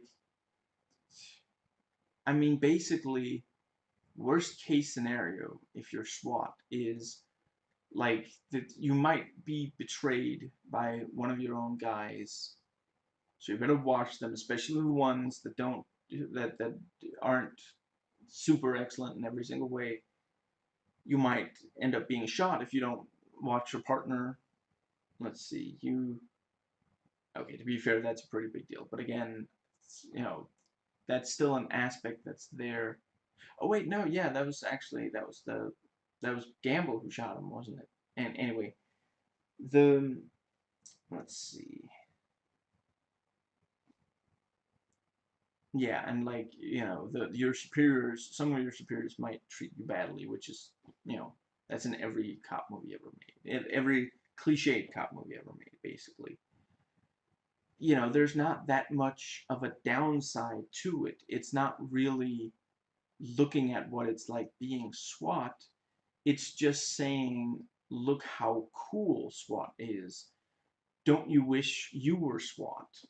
And again, I'm sorry, but a bunch of people, I mean, I don't have like exact like names or numbers and such, but I could imagine some people might have watched this and gotten off on the power and the abuse of power displayed in this movie by cops and SWAT towards suspects. And yeah, maybe became a cop, maybe tried to become SWAT or something, because they wanted to be able to get away with things the way that characters in this movie get away with. And that just really, it just really bothers me to think that because it could have been avoided, you could have made this movie in a way where it didn't trivialize actual problems That's one of the biggest problems with movies like this. It depicts the really bad stuff, but then it makes it out to be that it's not really that big of a problem, or it's only a problem because of individuals, not a system, and all these things, and just, I mean, it's at least a step up that it depicts it at all. There was a while where if you were a Native American or black in an American movie, you were the bad guy. And that's just how it was. There was no other option. And like actors who are or were or could pass for, you know, black or Native American, you could take that job or you don't get to be an actor, or you have to leave America basically to be an actor somewhere else where they give you better roles. And just, yeah, I think I've pretty much, I think that's everything that I really wanted to say. So I think I did okay. I'm not going off on too much just ranting, and I focused on the movie and based my commentary on what we see in the movie, which is what I'm trying to do with these. So, and I did say several positive things about the movie. Let's see. So, yeah, on the, if I had to score myself on, how well I did that, it's a 10 out of 10. And I take no responsibility, but I want credit. And what was the other thing he said? Right, as president, he has full power, according to the Constitution, of when to shut down states and when to open them back up. Even though he wants the governors to be blamed for when it doesn't go the way. Yeah. Anyway, that I do. I think I've been very. I did not go absolutely nuts in just criticizing Trump in this video. So, and yeah, with that said, I hope